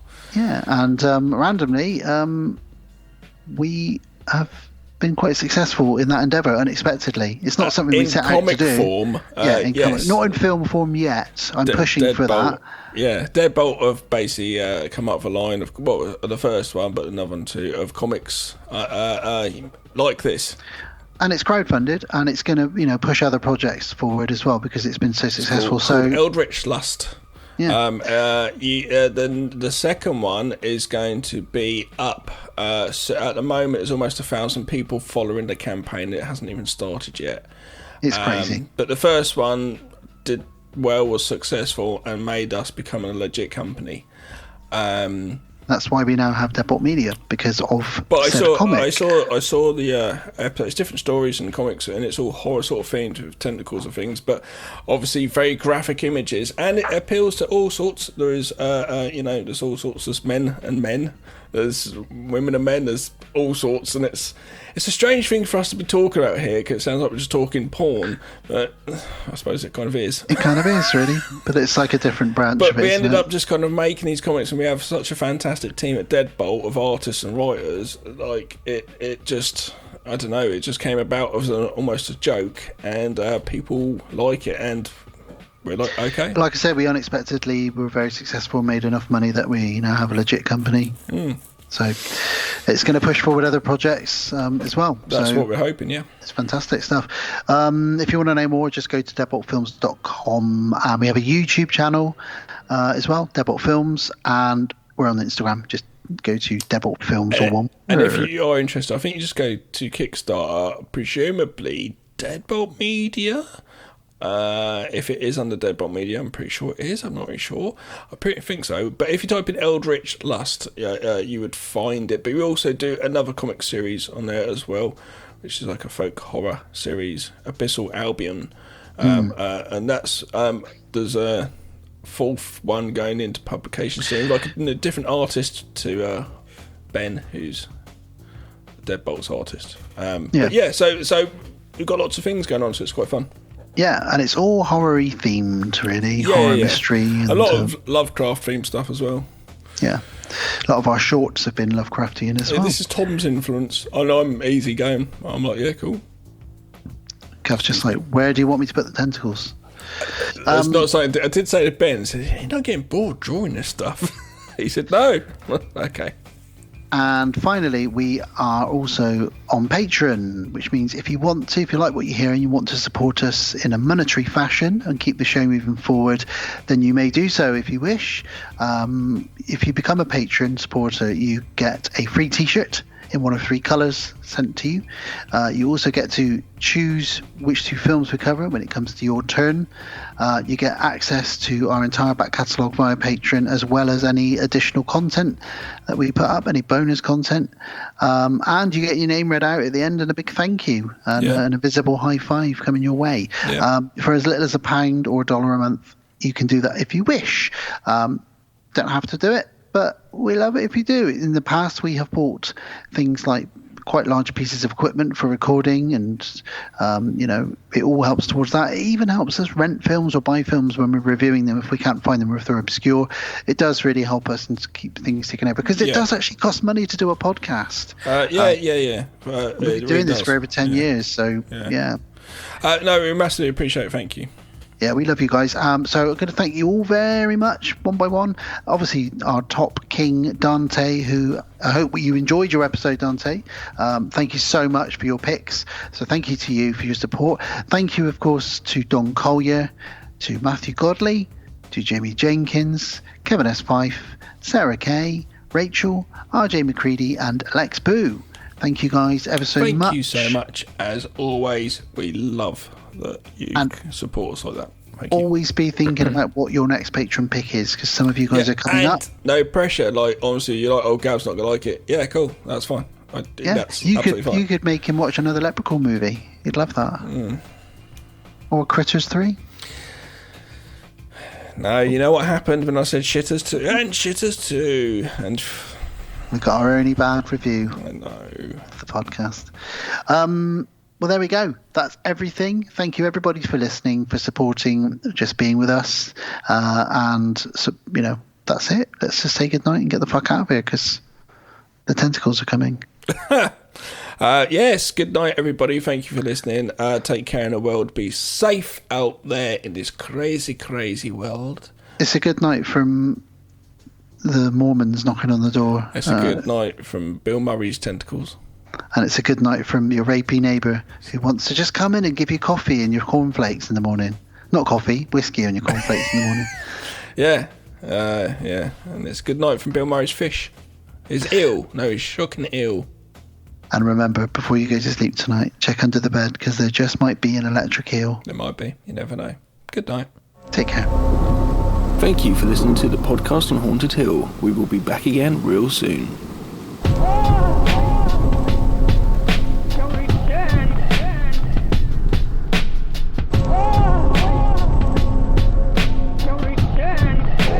No tears, please.